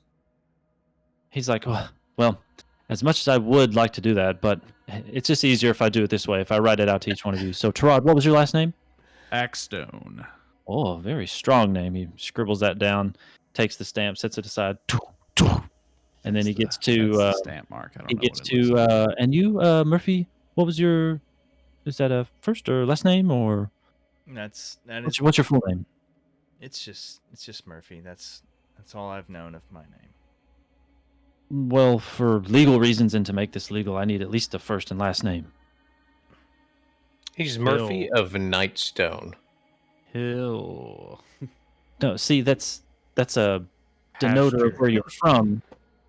I mean, this should be Well, sir, a gentleman Mountain. such as yourself would never understand the lowborn in such that they don't necessarily have a title, but rather a place of origin. In order to ascend to such heights of nobility as yourself, we must be from somewhere. He says, and yes, be that as it may, but for this Mountain. to make this a legally binding document, and Is to be able to make this passable for you to stay in the city, you Murphy. need at least to be, sir, please. Oh, I'm sorry. It's just- And, I was about to say we address him as Eminem. I'm still trying, man. I'm No, trying. it's, it says, I need a first and last name. I mean, shouldn't be that hard. Just you can make one up if you need to. Trust me, I can do that. Go with go. Lean over quietly. Go with Valarosa. Valarosa. Do something She's cool. dead. She can't say. She's dead. It's Sindar Murphy. Sindar, okay. Sindar Murphy. He takes the stamp and he passes Totally that to you. should have went with Orin backwards. He walks back from around his desk and he's kind of like, you see him waving the papers a little bit, trying to like let the ink dry, and he kind of blows on them a little bit. And he goes, "This is yours," and he hands it to Tarot. Of course, you can't read it; you don't know what it says. You're just like, "Oh, this is pretty," because it's like the stationery is really nice, and it's got like gold embroidery around the outside, or like embossed, and like really cool stuff on it. And you're just like, "Ooh, shiny!" And then he comes over and he goes, "Mr. Valentine, be careful; it's still drying a little bit." Hands it over to you, and then he says, "Mr. Murphy," and he hands you the paper, and he says, "Well, I believe lunch is almost ready. Oh, lovely. Let's go have some lunch." We can discuss the terms of payment over lunch. Thank you very much, sir. And that's where we're in the session. Went long. There's Yeah, the embroidered. No, I love. Oh, very And nice. this is now how I'm gonna hold it because I realize I've been doing it as Yeah. if I knew what it said. So, Yeah, that was a little bit long, Boom. but I wanted to get us into this next sort of It part was. of the story. I was enjoying where it was going, and so therefore I was not going to give you any time checks. I was trying No, to I was cover keeping an eye on it. I'm trying to. I'm Yeah, gonna. I was if we start doing this, I might have to start drinking coffee, boys. Oh no, Yeah. I want to do longer sessions because I felt we'll like work- that Oh, was no, we'll work on about it. the right time. Longer definitely is okay. Just saying, like after work, then doing this. Oh, Brady, we lost your camera feed, bud. You flipped us all hey. around. What the heck? Hang on. Am I still on? Yeah, Hang on. You're there. Okay, there you go. Sorry, On Discord, it's not showing me for some reason. I see you. been having troubles. Anyways, thank you to everybody that watched. Sorry we went long. I had to get into this next part of the story, and bring the story a little bit more personal and close to home. Thank you for watching. Like we said earlier, thank you at JNATHYN for the use of our theme song at the beginning of this. Thank you to Syrinscape for the use of their sound sets, which we will be posting our sound sets that we use tonight on our social media. Thank you to Roll20, to the site that let us use, which we didn't use much tonight, but what we use to play our virtual tabletop games. And who else do I need? Check out all of our social media. We do have Twitter, Facebook, Instagram, YouTube. Just search for pretty much the Vitamin D&D pod. That'll pretty much get you to all of our social media. It's where we'll also post the Syrinscape sound set that we used. Thank you to everybody that tuned in and watched. Thank you to everybody that listened and is going to listen. If you weren't able to check us out live, you can check us out on either podcast form on Heroes Need Not Apply. Check it out on wherever you get your podcasts. Also, YouTube. You can check us out there if you want to actually watch along and not just hear the audio. You can check us out on the Vitamin D&D cabinet. Just look for Vitamin D&D pod. Anything else? Go. Thank you to who is it that was watching from the game shop? Thank you to anybody that tuned in from the Game Keep. I hope you guys pick it up. And that would be Ron, Brandy, and Kaylee. Thank you if you guys were able to tune in. If not, I hope you catch us on the podcast. And support your local game stores. Get out there, spend money locally, support your local businesses. And that's all I got. Patrick, anything? No, it's all good. You Okay. you covered it. Again, sorry for going a little bit long, but we needed to get into this next stretch of the next chapter of this adventure. So thank you for tuning in. And next time will be a little bit shorter, but we will catch you next time at. Well, actually, next week we will not be having a live Twitch stream of the game. We have some IRL stuff going on that we won't be able to meet, but we will still be doing other streaming opportunities Tuesday and Thursday night, hopefully. But we'll catch you next time. Just keep an eye out for social media. We will post when we will be going back, hopefully the next Saturday after that. But thank you for tuning in. Thank you for stopping by. Have a good day, evening, night, wherever it is you are, and we will catch you next time. Deuces. Toodaloo. Bye.